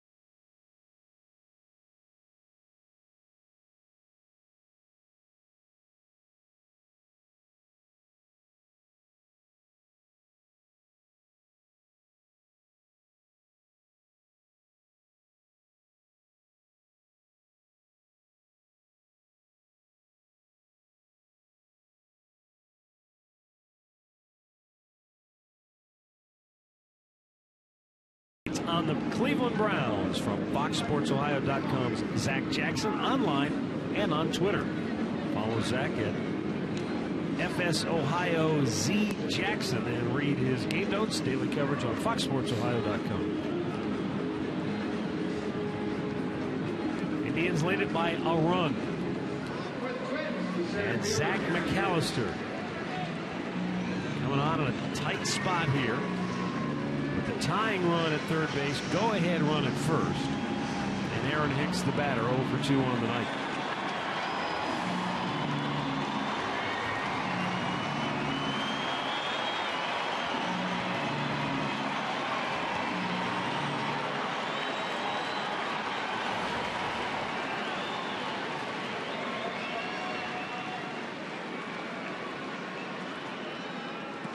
It's down low, ball 1.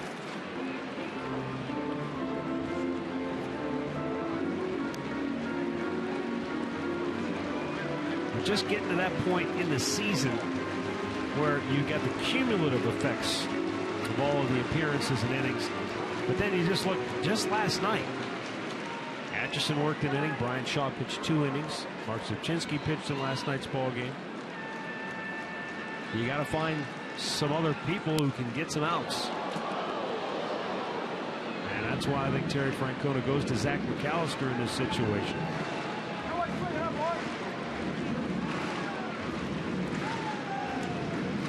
Look, as we know, when it comes to matchups, it always looks great when they work. Sure. You know, in retrospect, it's easy to look back and say, boy, should have just left Atchison in there. He struck out the first 2 he faced. Well, that's not the way it's built. First of all, if you watch, they don't do that all year long. They match up. That's how they match up to get through innings. And today's Zubczynski was there to get RC out. He didn't do it.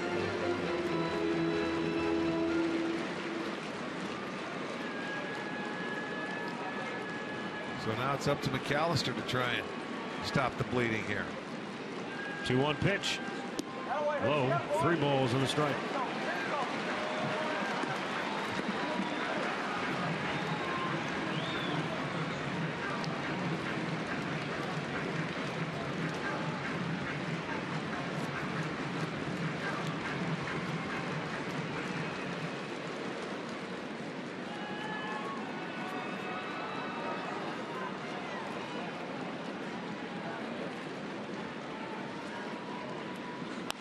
Popped him up. Shallow right. Avila's calling for it. Makes the catch. Twins get a run back. We'll go to the 8th. 4-3 Cleveland.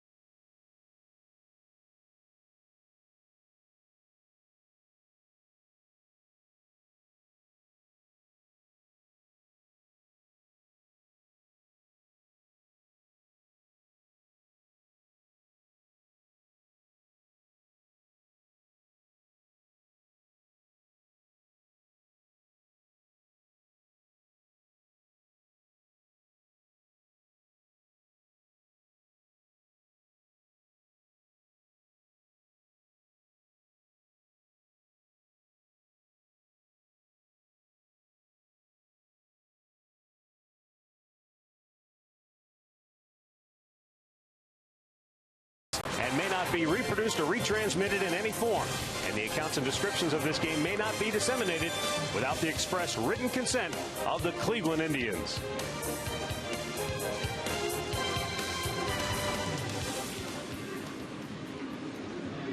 Stay tuned for Indians Live, presented by Conrad's Tire Express and Total Car Care. Coming up next here on Sports Time Ohio.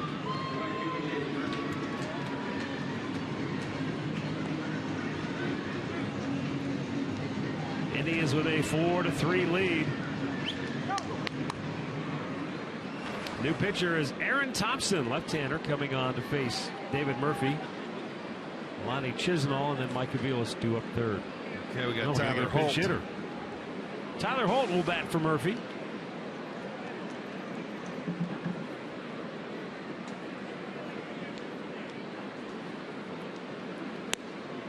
Pitch on the outside corner for a strike.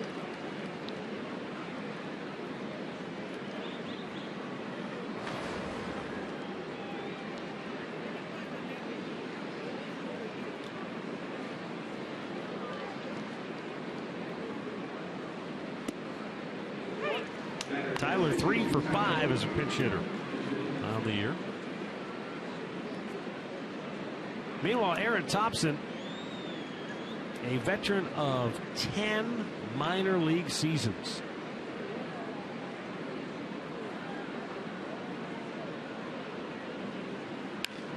Bounced towards short.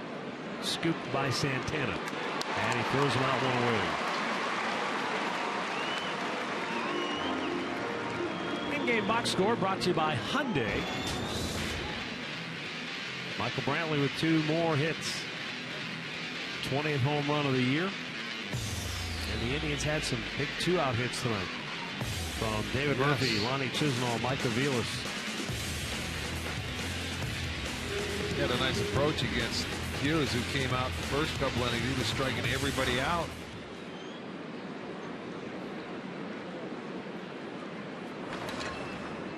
Lonnie 2 for 3 on the night. Both of his hits came with 2 outs.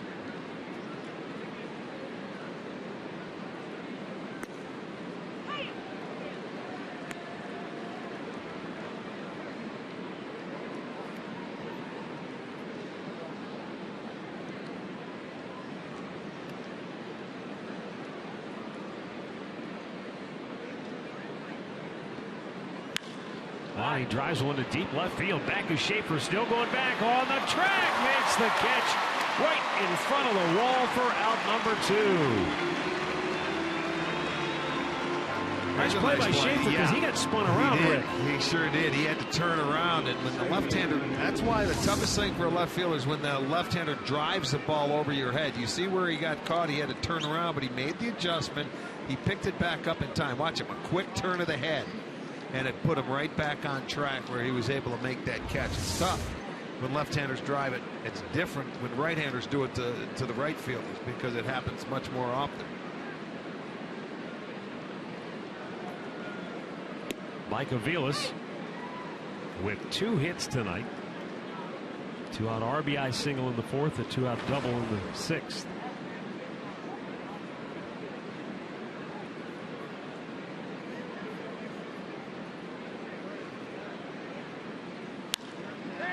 To right field. Long run for Arcia. Slides and he makes the catch. Oh, he hangs on. A terrific play. So some nifty defensive work by the Twins corner outfielders here in the 8th prevent the Indians from extending the lead.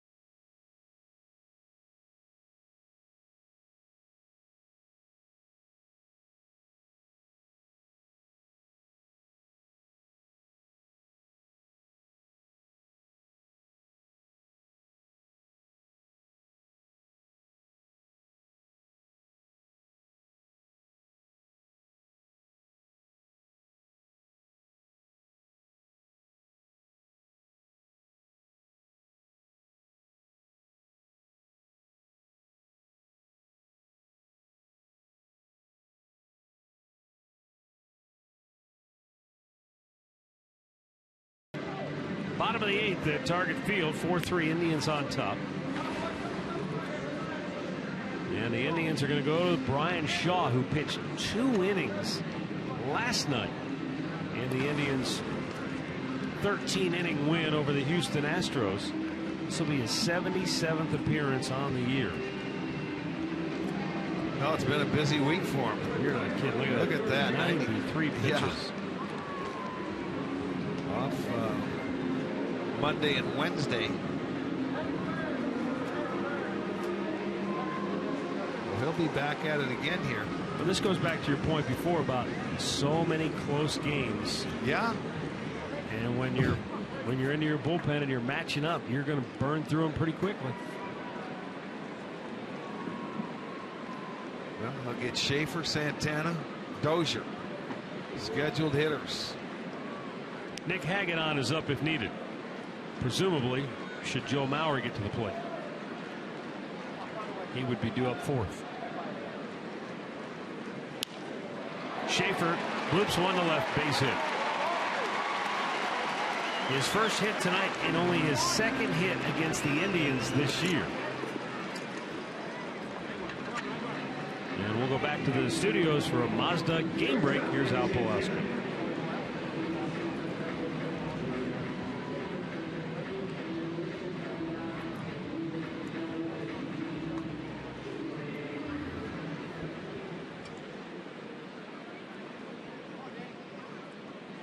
Thanks, Al. Shaw fires it to first, but backstanding is Schaefer. Well, a tying run aboard now. This is a guy that has some speed. He could do nothing with Trevor Bauer. Bauer struck him out 3 times tonight. And he could bunt here. Bunts it. Shaw fields it. Goes to second. Oh, what a pick by Ramirez! His sensational defense has saved the bacon of the Indians here tonight. Wow. He had to reach back, keep his foot on the bag, and make a pick of a low throw from Shaw to get the out. That ball was headed to center field. You could just see it on the backhanded side. He had to act like a first baseman. Shaw really, I mean, he was aggressive and went after it. It was a terrible throw, but a great play by Ramirez to get the lead runner. A nice pick. That's a saver right there. That would have been 1st and 3rd, possibly 2nd and 3rd, and nobody out. But he saved the day. That gets by. And then you've got a ugly situation developing. Here's Brian Dozier, 0 for 3 tonight. Here's where Shaw would love to see that 2-for-1 ball. Dozier's grounded out all 3 times. But because Dozier loves to elevate the ball, a lot of times when he hits ground balls, he tops them right into the dirt, and they don't go hard enough or far enough to get to an infielder to turn a double play.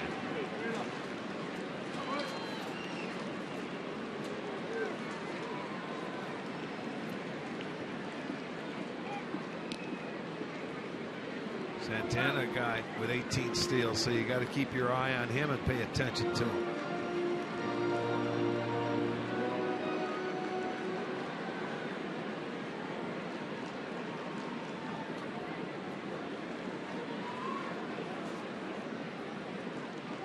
Runner goes. Throw by Perez, and this time it's Aviles who simply knocks it down. Santana with his 19th stolen base of the year. Yeah, he had a really good jump. And it's really not much Perez could do there. A little cutter. Had a tremendous jump. He will get his 19th stolen base. So there's the tying run now in scoring position. Dozier did take the pitch.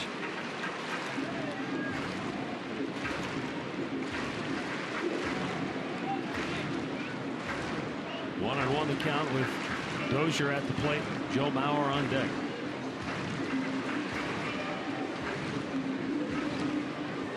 Nick Hagedorn continues to heat up in the Cleveland pen.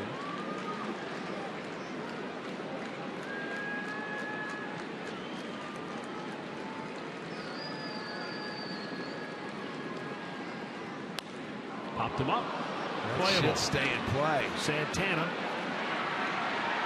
And it's the second baseman, Aviles, who makes the catch and then fires a perfect strike to third baseman Lonnie Chisnall, but Santana was not thinking about going. 2 away.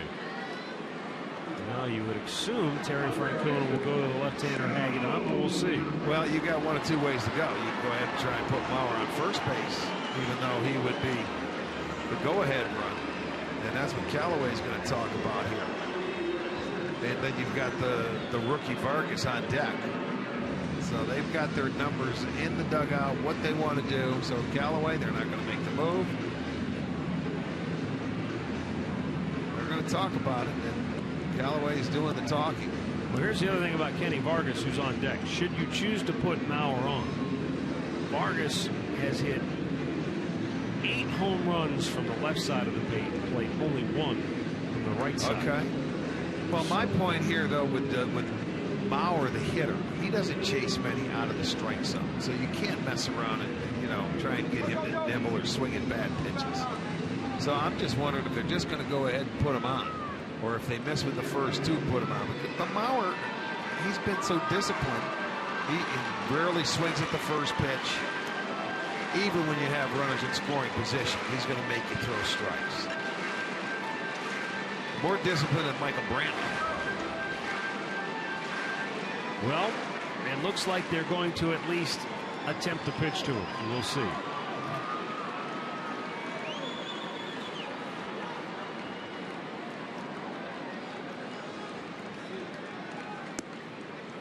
And it's low, ball 1. Only career numbers 1 for 4 against Shaw with a strikeout. And that's what I think they're going to do, try and get him to go outside fishing outside the strike zone, and I don't think it's going to happen.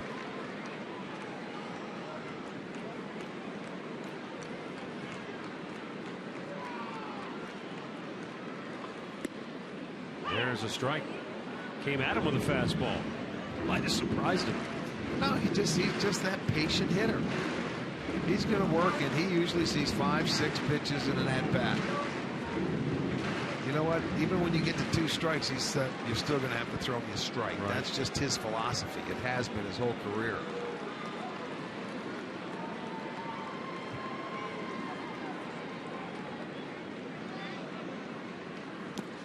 Down in the dirt, 2-1. Not many hitters can be like a Joe Mauer and be that patient and still be,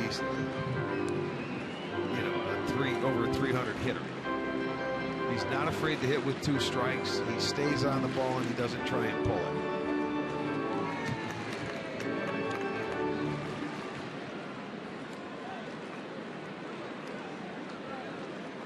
Danny Santana is the tying run in scoring position with 2 outs here in the 8th inning. The 2-1 pitch. Just a little bit low.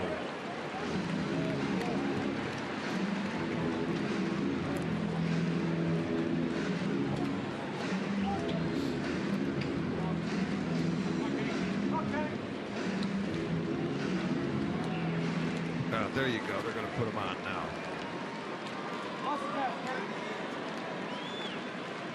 So the intentional walk issued to Mauer.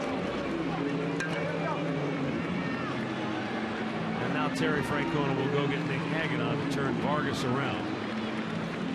With 2 on and 2 out here in the 8th inning. So we've got a timeout, 4-3 Minnesota or Cleveland.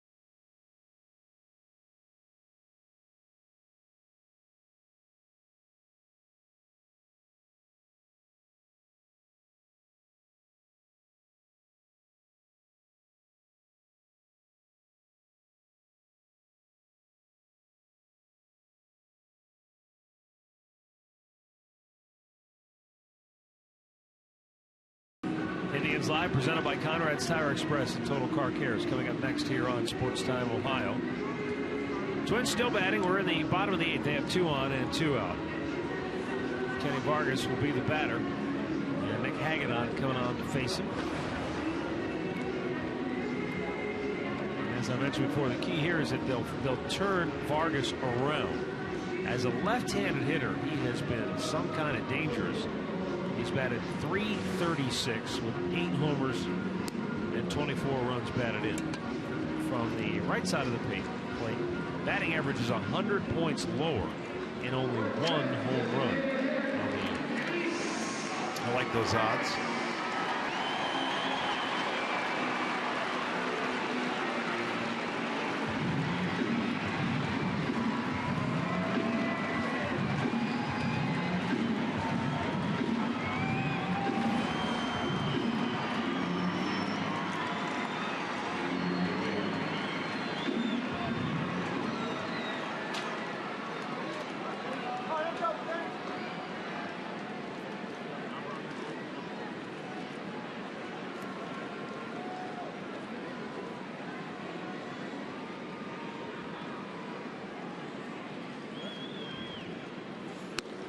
Oh, wow.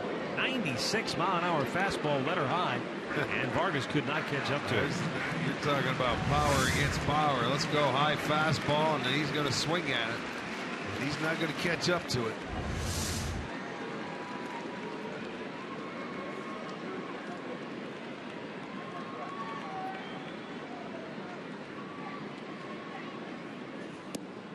Oh, my. Wow. What's wrong with that? 96 again. Well, Perez is sitting in there on the inner part of the plate, maybe just in off the dish.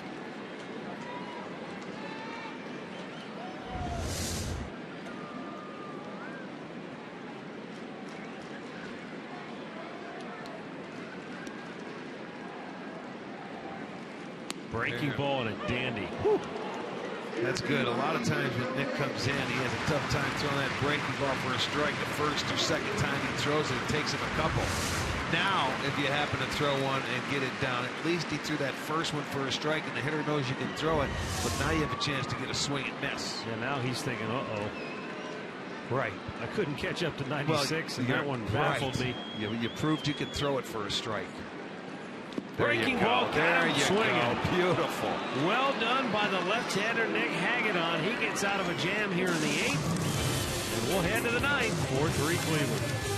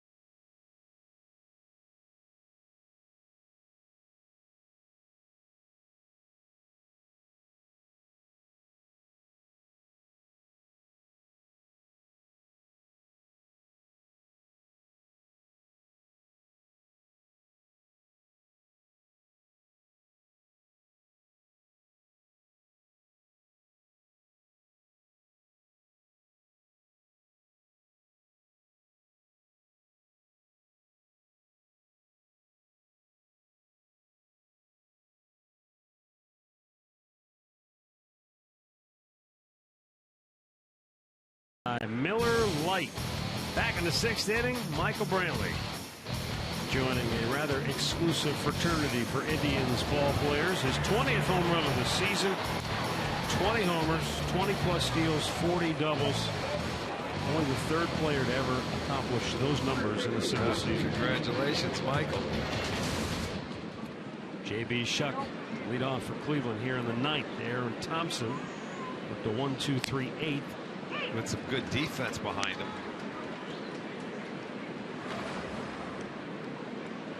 Terrific plays made in both left and right field by Minnesota in the eighth.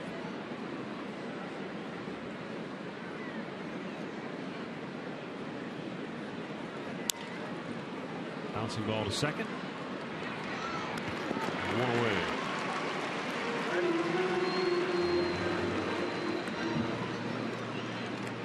Here comes Ron Gardenhire to make a pitching change. Take a look. 2020 in Indians history. We're talking just 20 homers, 20 steals. Bobby Bonds, your teammate. Toby Harrah as well. You got Joe Carter, Albert, Robbie Alomar, Matt Lawton, Brady Sizemore, Chu, and now Brantley. Timeout in Minnesota. We've got another pitching change. 4-3 Cleveland.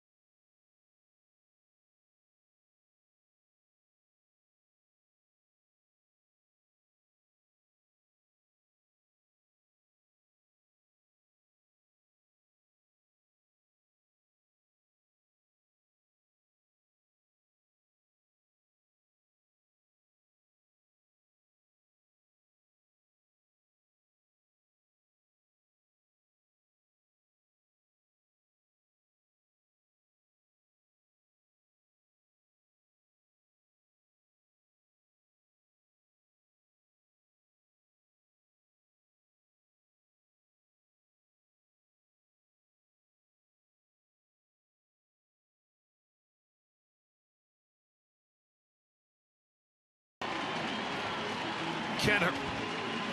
4-3, the Indians on top here. Roberto Perez gonna hit. He's gonna face Michael Tonkin. So he's getting a little scouting report from Michael Bourne. Tonkin, 23rd appearance of the year. Perez had a good night, 2 for 3. He has singled, doubled, and he has scored the last run for the Indians in this game, and that right now is the difference in our contest. 4-3 Cleveland. Yeah, started off with that double. There was a mistake made out in right field. Garcia didn't catch the ball off the wall. Allowed Perez to get to third base. Scored on the sacrifice fly. Right now, the difference in the ball game.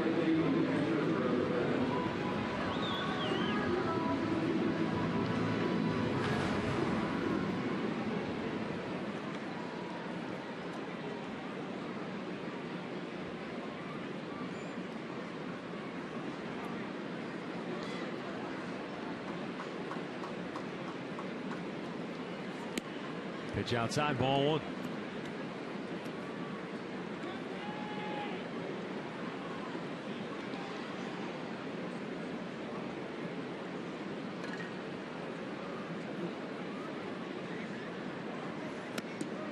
Hit him on the backswing.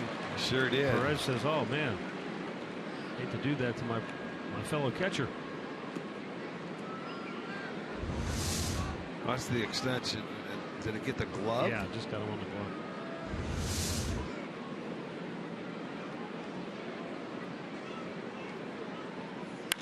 Oh, smashed into center.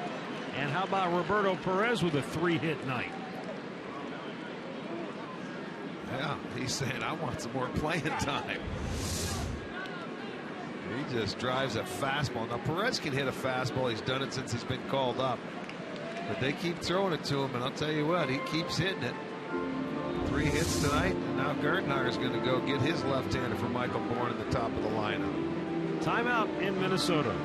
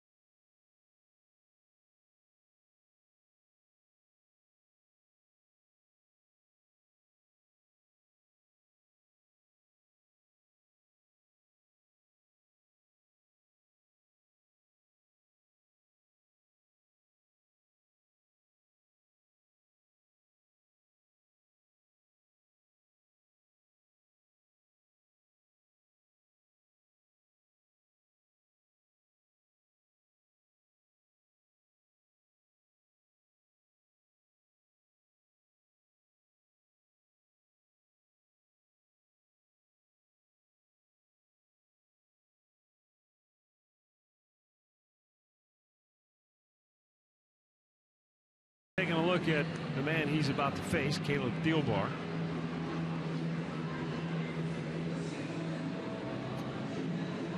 Oh, I'm sorry, it's Brian Dunsing who came into the ball game. Okay. 60th time.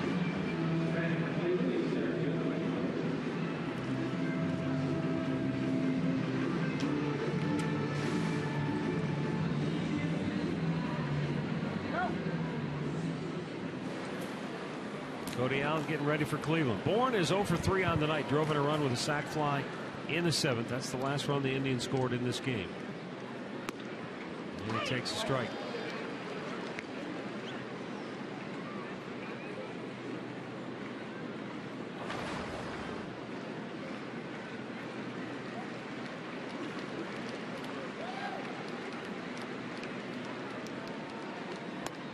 Low, and it's 1-1.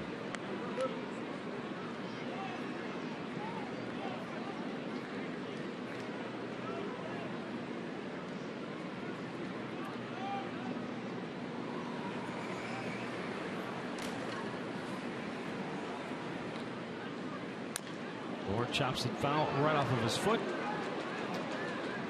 And he'll need a minute to regroup.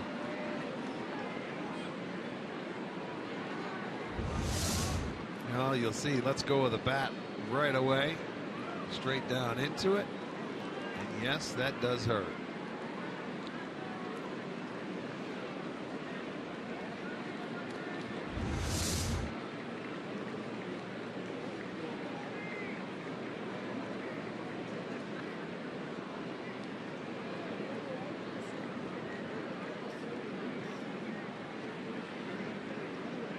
Dunsing deals. And a little bit outside, 2-2. Detroit pummeling Kansas City 10-0. They're in the 8th inning at Kauffman. Seattle comfortably in front of Houston 8-3. They're in the 7th inning. Oakland leads Philadelphia 3-1. They're in the 4th. Bourne fouling it back out of play.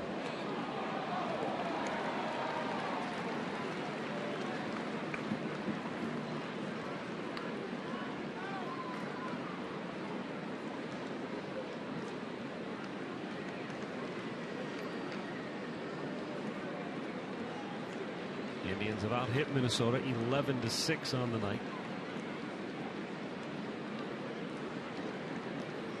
2-2 hit weakly towards third. And the inning is over. I'll make that out number 2. Excuse me. Bourne's at first with 2 away for Jose Ramirez.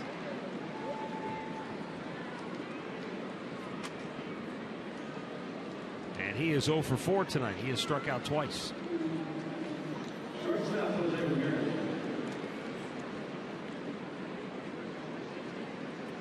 Ramirez on the year a better average hitter from this side of the plate. 284 average.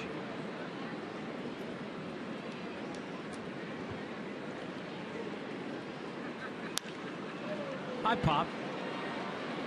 Mauer gives it a look. Not sure he can get there, and he can't.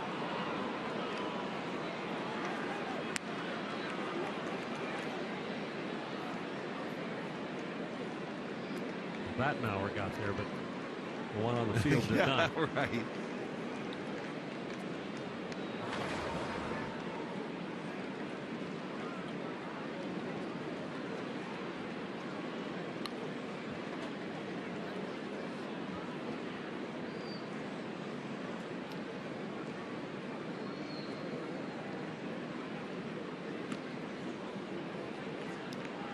That's one I will never, ever understand. You got a guy who's a step, maybe a step and a half off the bag, and you waste a throw over there. Bourne wasn't even off, but two steps away from the bag. Sometimes those left-handers think, well, he may go on first movement. Sometimes a runner will try and decoy you. You know, sometimes they'll get a big lead, and they want you to throw over there. Other times, if you're going to go on first movement, you may shorten it up just to try and trick you, show you something different. But situation, I know what you're saying. There's 2 outs here, and he figures, well, maybe he wants to try and get himself in scoring position. But Michael only has 10 stolen bases on the year. This would be the time to run. 2 outs, 0-2 count.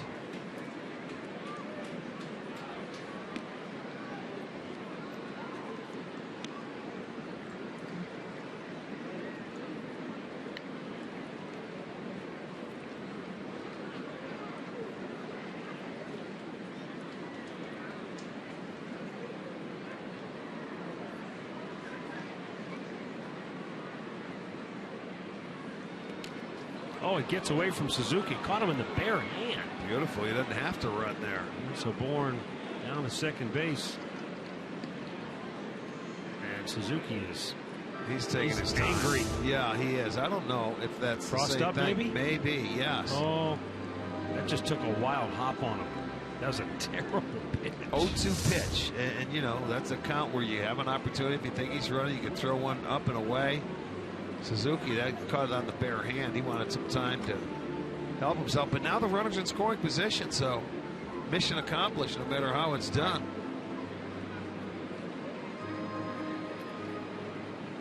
Boy, this game has absolutely ground to a halt in the last half inning or so.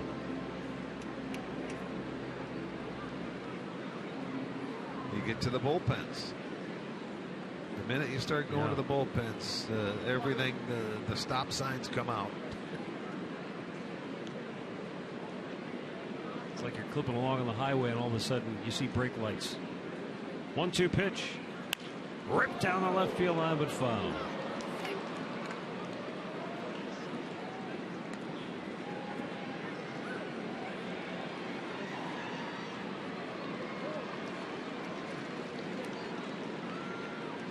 Four runs on 11 hits, 1 error, 6 left for Cleveland. 3 runs, 6 hits, 1 error, 4 stranded for Minnesota.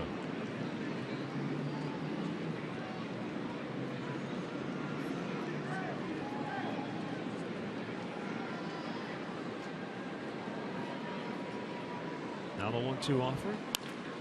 Hit to third, scooped up by Plouffe, and he throws him out. Will go to the bottom of the ninth. Cody Allen will try to save it for the Indians. They lead it by a run.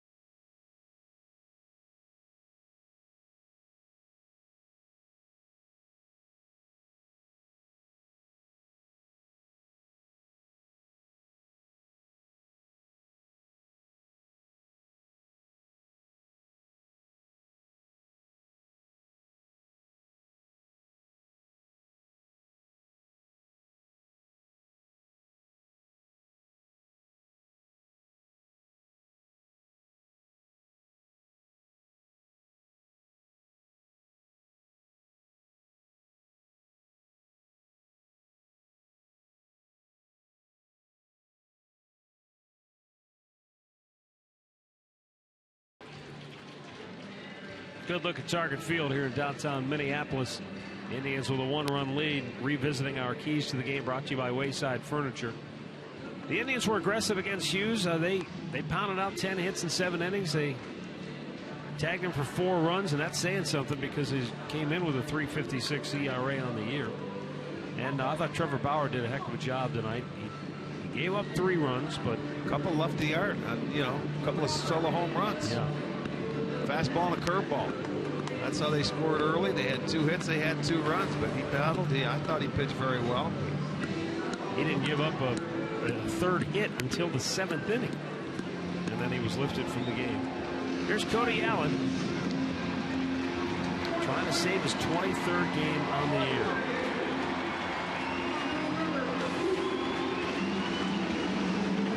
Justin Sellers takes over at 3rd base for Lonnie Chisenhall.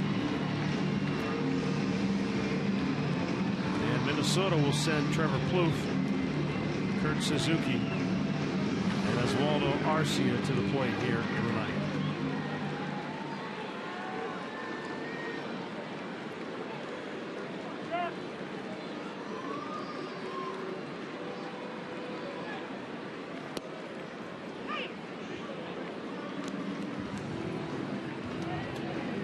Ball for strike 1.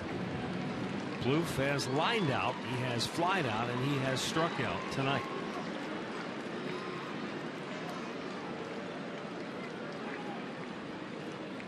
Good breaking ball after the 94-mile-an-hour fastball. Comes back with an 86-mile-an-hour slider, and it's 0-2.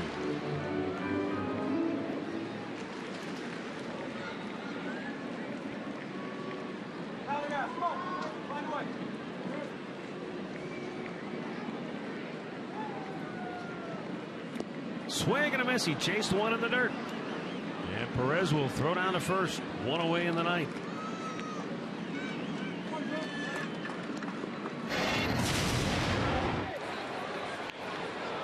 Now back in the 8th inning, Minnesota was threatening, and Jose Ramirez made a tremendous play. Otherwise, that ball goes into center field. They've got 2 on, maybe first and third.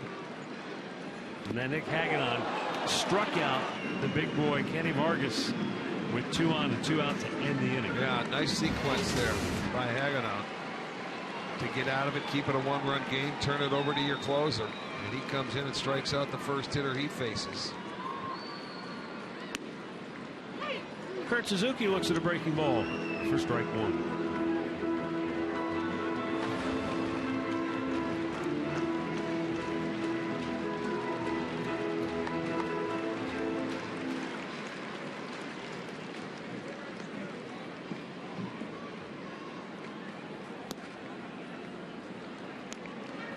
One ball, 1 strike.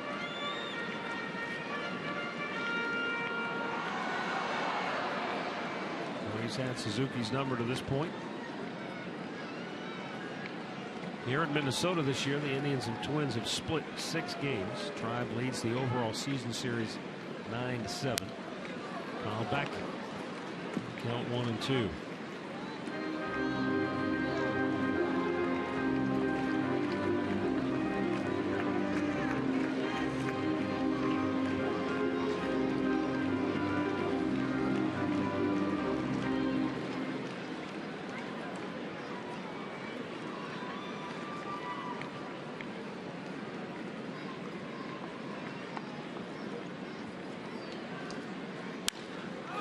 Right field. Sprinting back is Tyler Holt on the track. Can't make the play. Suzuki's headed for second, and he'll stop there with a 1-out double.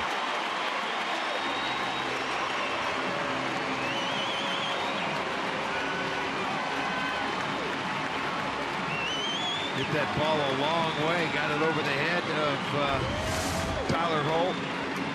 Little spinner on the outside. Didn't have a good bite to it. He stayed on it. Hits the warning track, comes back off the wall. So for Suzuki, that'll be his 33rd double. There's a tying run in scoring position now with 1 out. And Eduardo Nunez is going to run for Suzuki.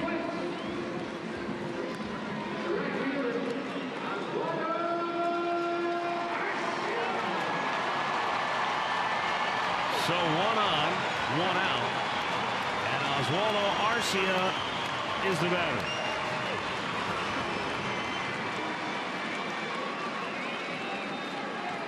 And he has done his damage tonight. Homered in the 3rd. Drove in a run with a 2-out RBI base hit in the 7th. That cut it to 1 run. A little bit high, ball 1.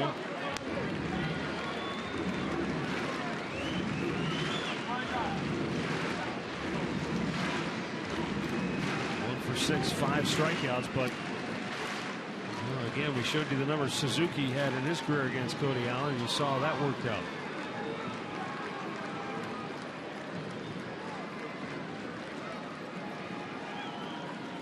Breaking ball, a beauty.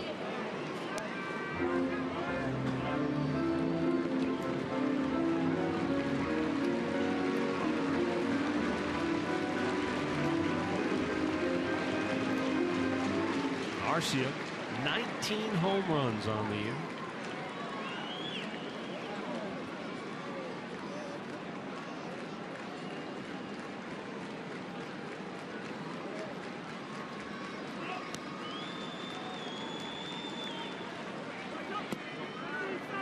Wow, just a little bit inside, I guess. 2-1. No, it was a good pitch.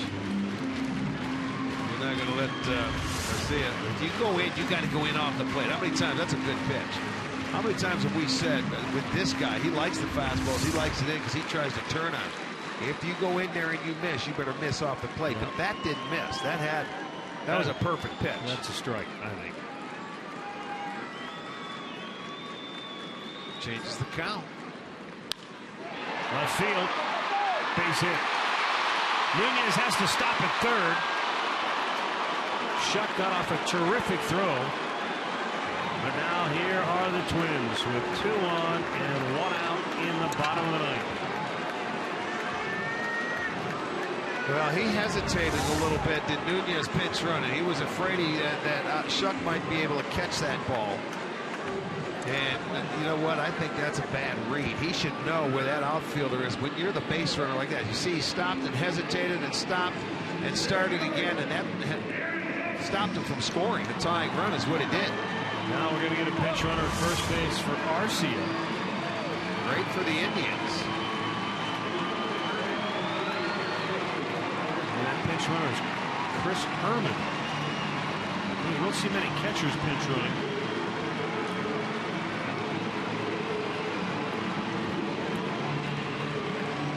That would be the potential winning run now for Minnesota. So 2 hitters that Cody Allen had pretty much owned previously, both get hits here in the 9th. And now Aaron Hicks. Checked, it's a strike.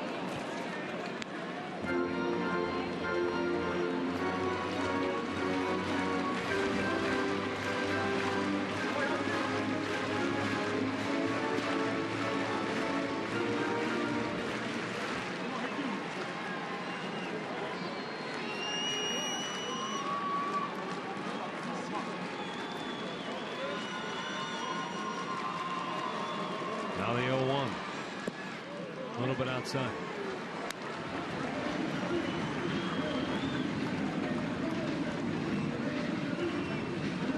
Cody picked up his 22nd save of the year last night. He did allow a base hit in that 13th inning. It struck out a pair.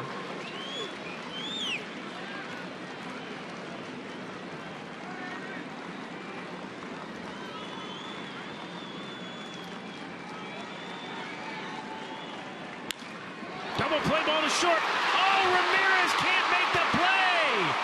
They get the force at second, and the game is tied. Well, it was a little out of his reach. He had to go to the ground. And I'm going to tell you another thing. That slide for the pinch runner. Watch him with his foot. His leg's not extended. Watch it, it's bent. And he puts it down. He doesn't go straight into the bag. There's another mistake by a pinch runner. He's got it up and tries to come up on top of the bag. That enabled Ramirez to at least get the force out at second base. Although this game is tied now. Boy, oh boy.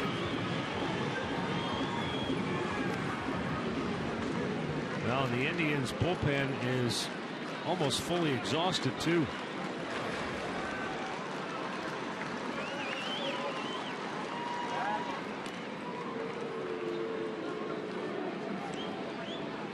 Cody Allen is the 6th Indians relief pitcher to work in the game tonight.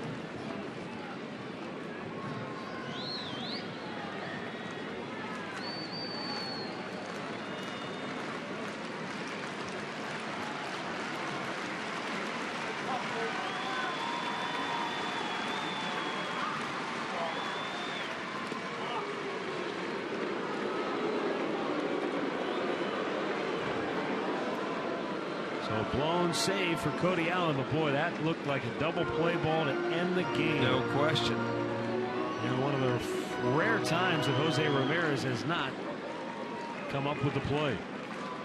Did get a force out, so no error charge, but boy.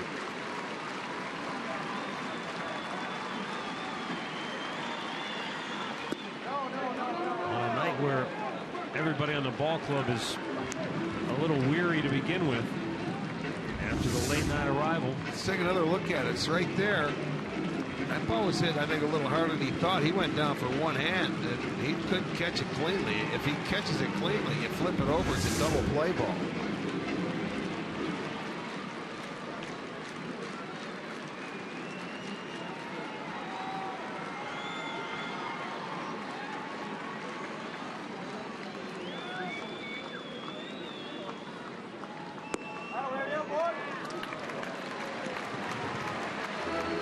Two balls, no strikes.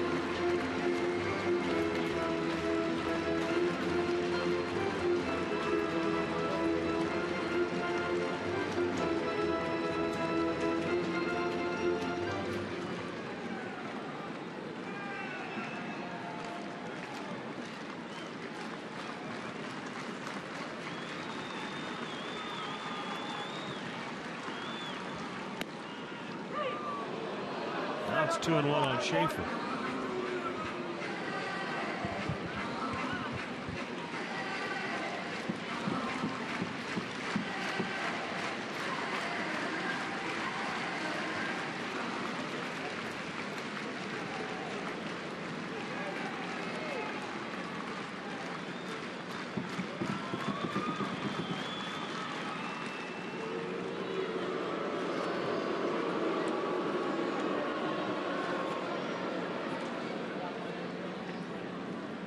Hicks, despite good speed, has just 4 stolen bases this year.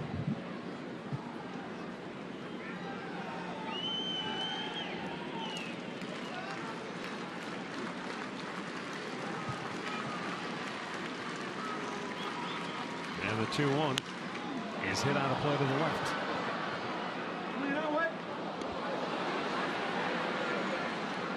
Kurt Suzuki with a 1-out double just over the head of Tyler Holt in right field.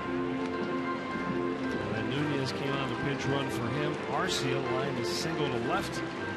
Nunez got to third. And Hicks with the hard hit ground ball. Looked like it was going to be an inning-ending, game-ending double play. But to no avail, and the Twins have tied it up 2-2. Runner goes. Strike 3 called. We've got extra innings. Tied at 4.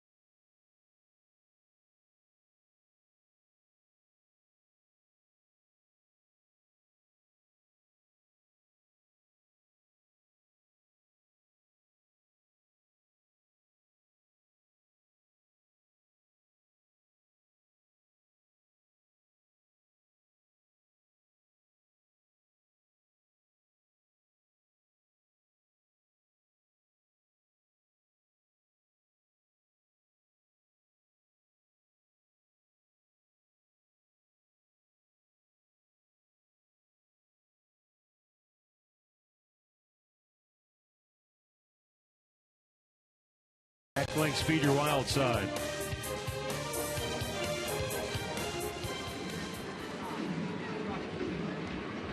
Tenth inning. 4-4 ball game. Eric Fryer is now behind the plate, and Chris Herman is in right field. Brantley, Santana, and Holt due up for Cleveland here in the 10th. Brian Dunsing, who got the last 2 outs in the 9th, will stay on for Minnesota.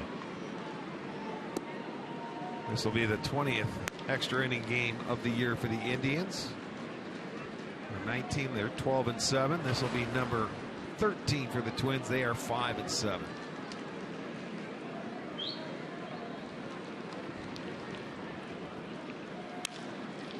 Ground ball off the glove of third baseman Trevor Plouffe. Brantley is aboard, and the Indians have their leadoff man on here in the 10th. That'll be an error, I gotta believe, on Trevor Plouffe. Yes, indeed. That was right at him in his tracks. I don't know if it surprised him or what. It was right there, one hopper on the backhanded side.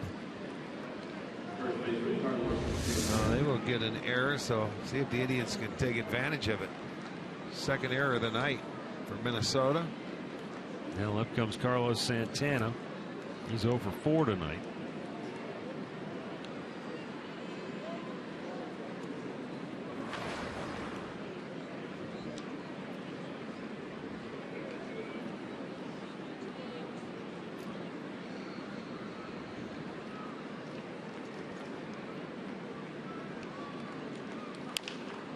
And slowly chopped to short. They'll go to first. They'll get the out there. And the go-ahead run gets to scoring position. Good hustle down to second by Brantley. Yeah, that ball just wasn't hit hard enough to where Santana could take the chance of maybe giving the quick flip to second base, but that's because Michael was hustling down to second, so they get the out at first. Gardenhire coming to the mound. He will make a pitching change.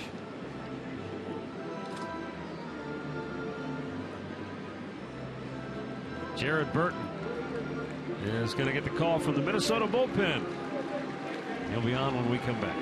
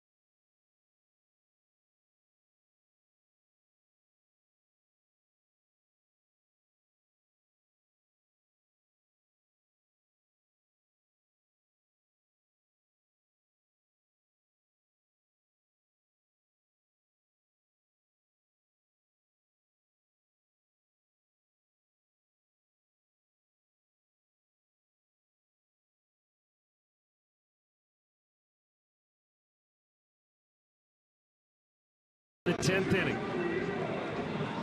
Indians have the go-ahead run in scoring position. And the new pitcher is Jared Burton.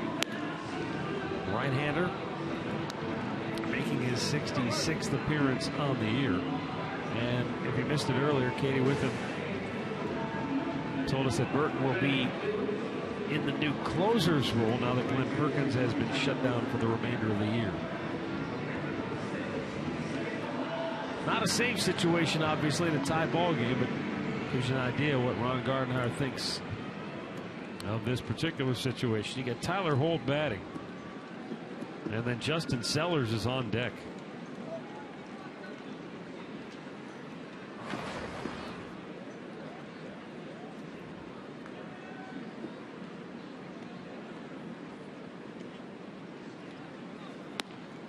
Strike on the outside corner.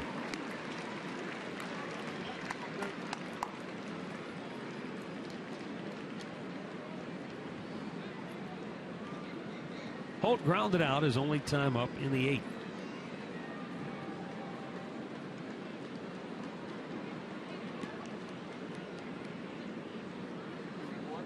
He was about a step away from running down the double that Suzuki hit to start the Twins rally in the 9th inning.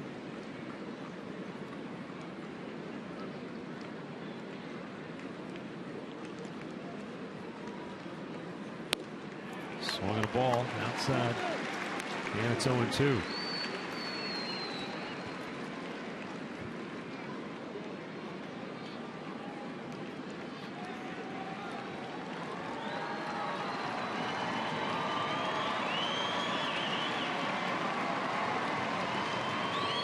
Holt came in to the game just a couple of innings ago for Murphy.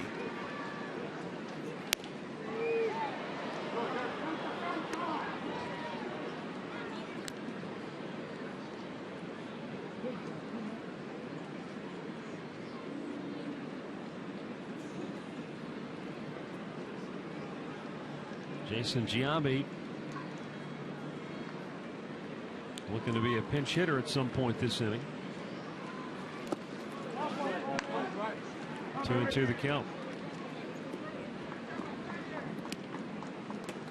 Fryer just coming into the game, and he got himself a scoop.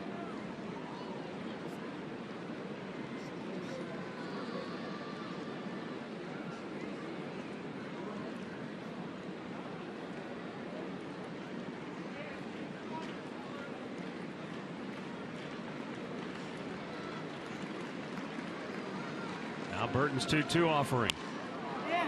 Softly hit towards center field, and a catch made by Hicks. He had to jump to make the grab. Almost overran it. Watch him come in, and he continues. He thinks it's it, but he has to take a little leap to get up there. But he makes the catch. Now Jason Giambi's going to pinch hit for Justin Sellers now.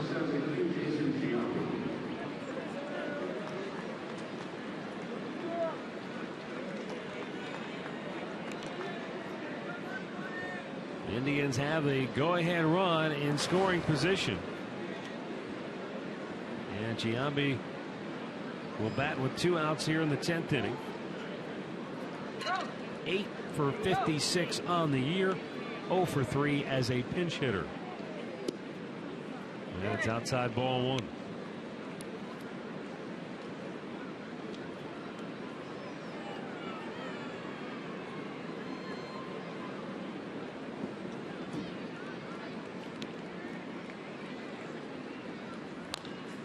And he pulls that foul. It's 1-1.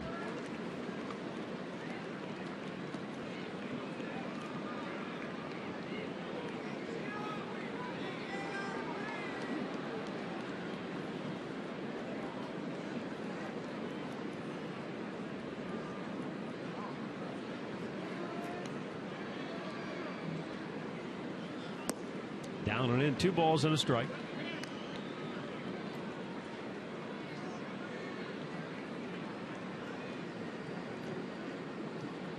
Not quite a shift for Giambi, with the second baseman Dozier as well out onto the outfield grass in shallow right field.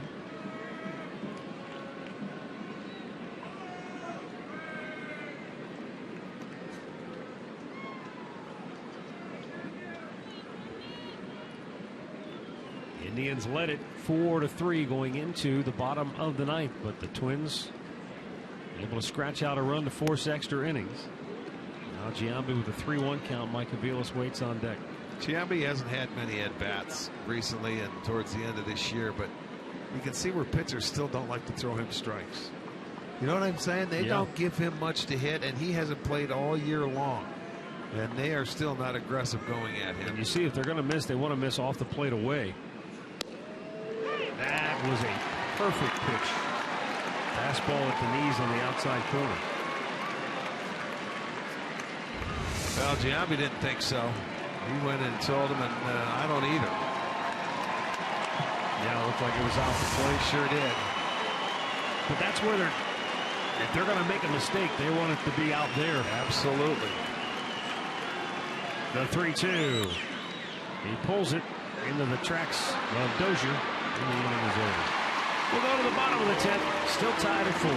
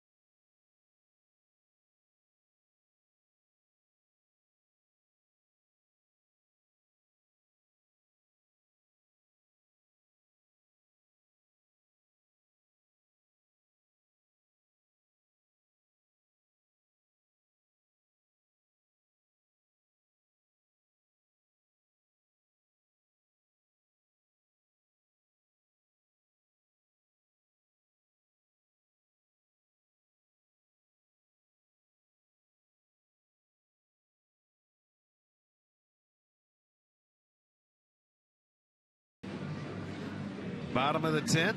This game's still tied 4-4. Indians couldn't do anything. Now Kyle Crockett will be on for the 40th time this year. He's 4-0, 163 ERA in his 27 2/3 innings.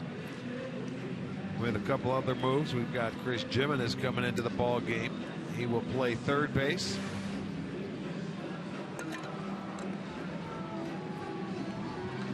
It'll be back up to the top of the lineup for Minnesota. Santana, Dozier, Mauer. They've been able to handle Santana today. He's on a 16-game home hitting streak here at Target Field.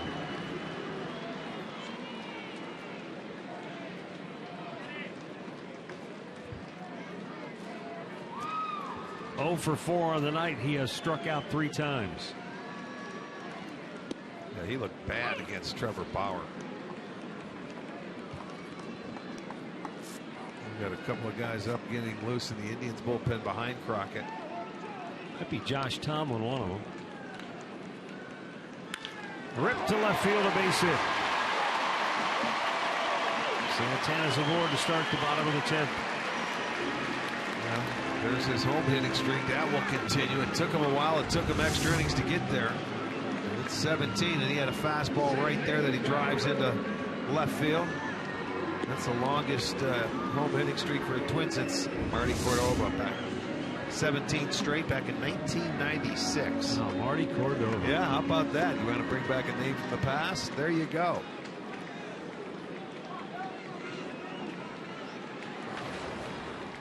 I remember right, Marty was Rookie of the Year with the Twins. Yes, he was. And then later in his career came to Cleveland. Played very well in Cleveland. Yeah, he did. Takes a strike, does Brian Dozier. He is 0 for 4 tonight.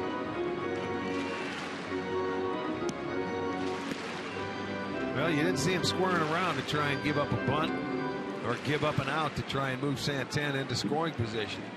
Santana did steal a base back in the 8th inning. Crockett jumps up ahead early. 0-2.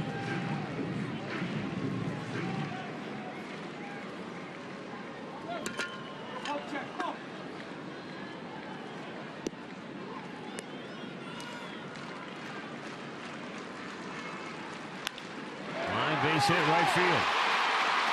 Santana will head to third. Twins at the corners with nobody out.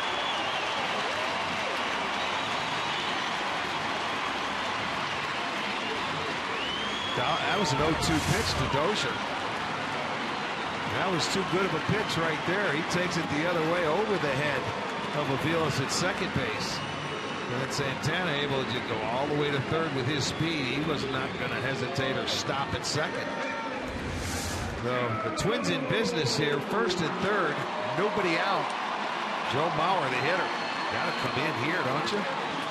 Either walk him or come in, load him up.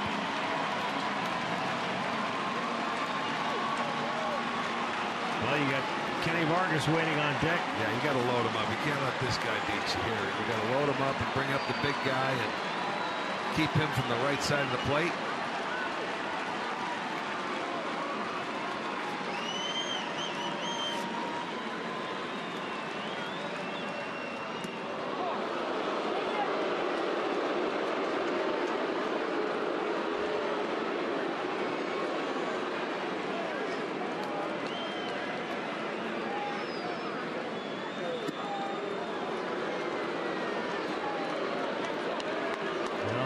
Probably stay with Crockett.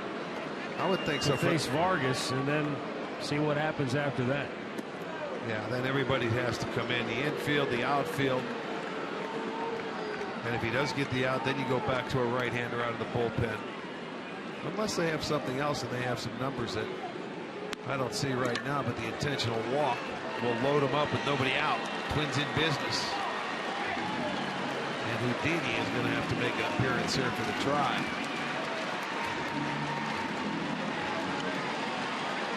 Well, Crockett gave up back-to-back singles to start the inning. Now the intentional walk to load him up to face Vargas.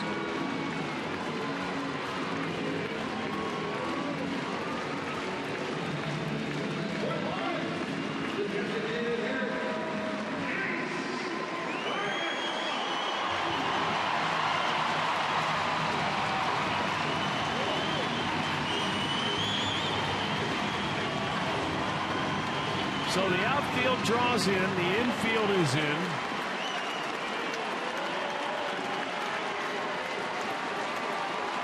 Four in the bottom of the 10th with nobody out. And Crockett deals a swing and a miss.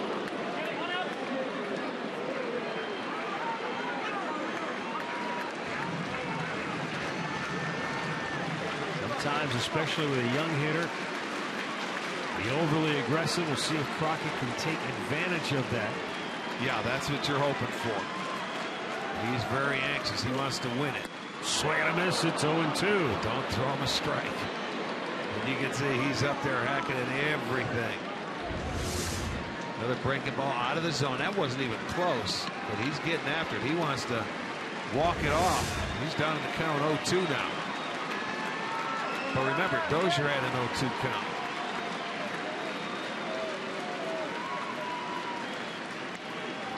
He wants it up high. It went low. 1 ball, 2 strikes. Unless that was a decoy move by the catcher Perez. In case a base runner would try to relay information to the hitter.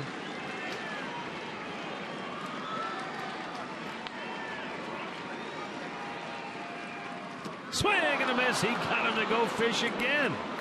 He didn't swing at a strike in that whole at bat. 1 down. Base is still loaded. And now Terry Francona has a decision to make. You got C.C. Lee up in the bullpen. Josh Tomlin up in the bullpen. You got to go get the right hand. There is Chris Parmelee still on the bench, I believe, for Minnesota. That's the last left-handed bat they would have.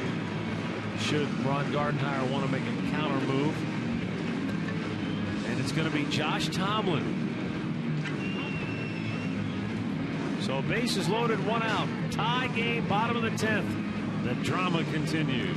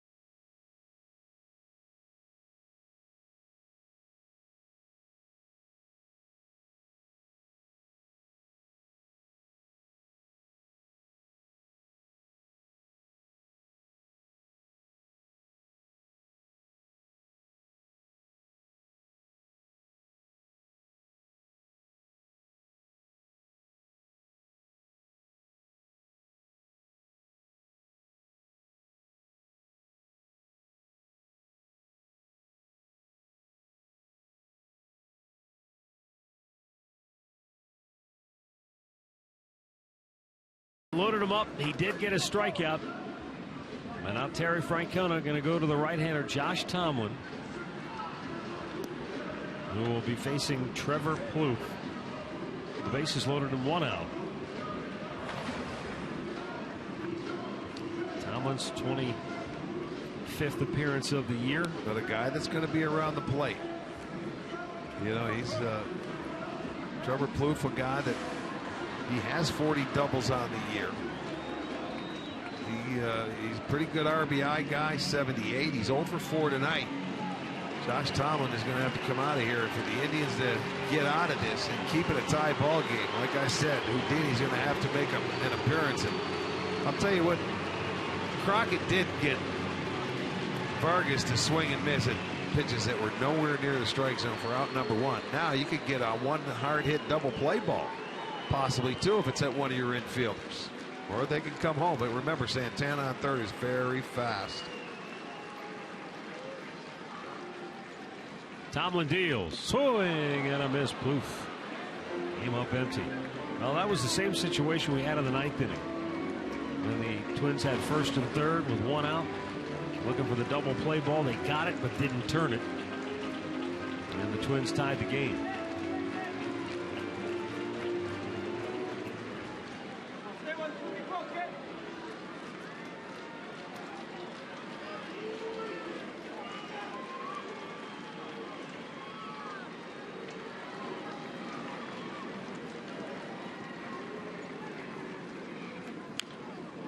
Pulled foul, 0-2. Well, Plouffe, like Vargas, very aggressive. He wants to end it. Yeah, and that's what a lot of hitters do. They go up there. They're not patient. They're figuring, okay, I want to get this over with. And what happens, you get a little too anxious and you're helping the pitcher out. That time, Tomlin might have made a mistake and left to break the ball up, and he was a little too quick on it. But boy, hitters get anxious. A lot of times hitters get themselves out. Well, Vargas certainly did. Now the 0-2 to Plouffe. Line to center. Bourne charging hard. And the Twins win it.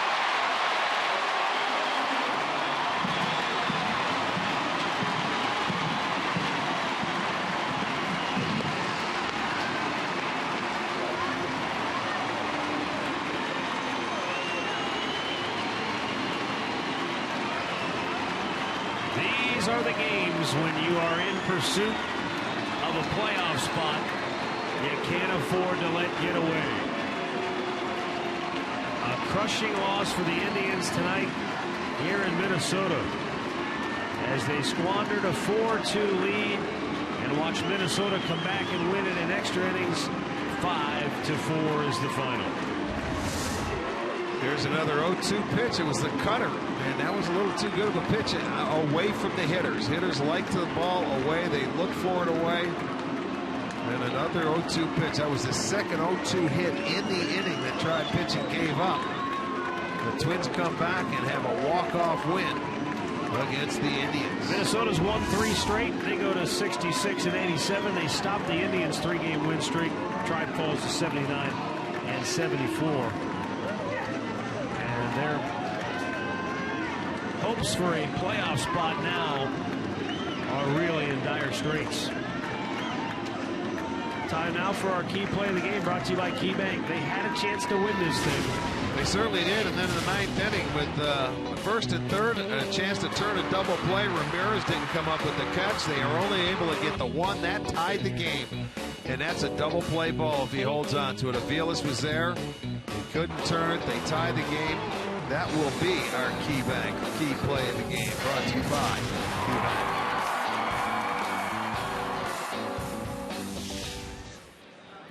Tough way to start the weekend here in Minnesota. Indians Live, presented by Conrad's, is next.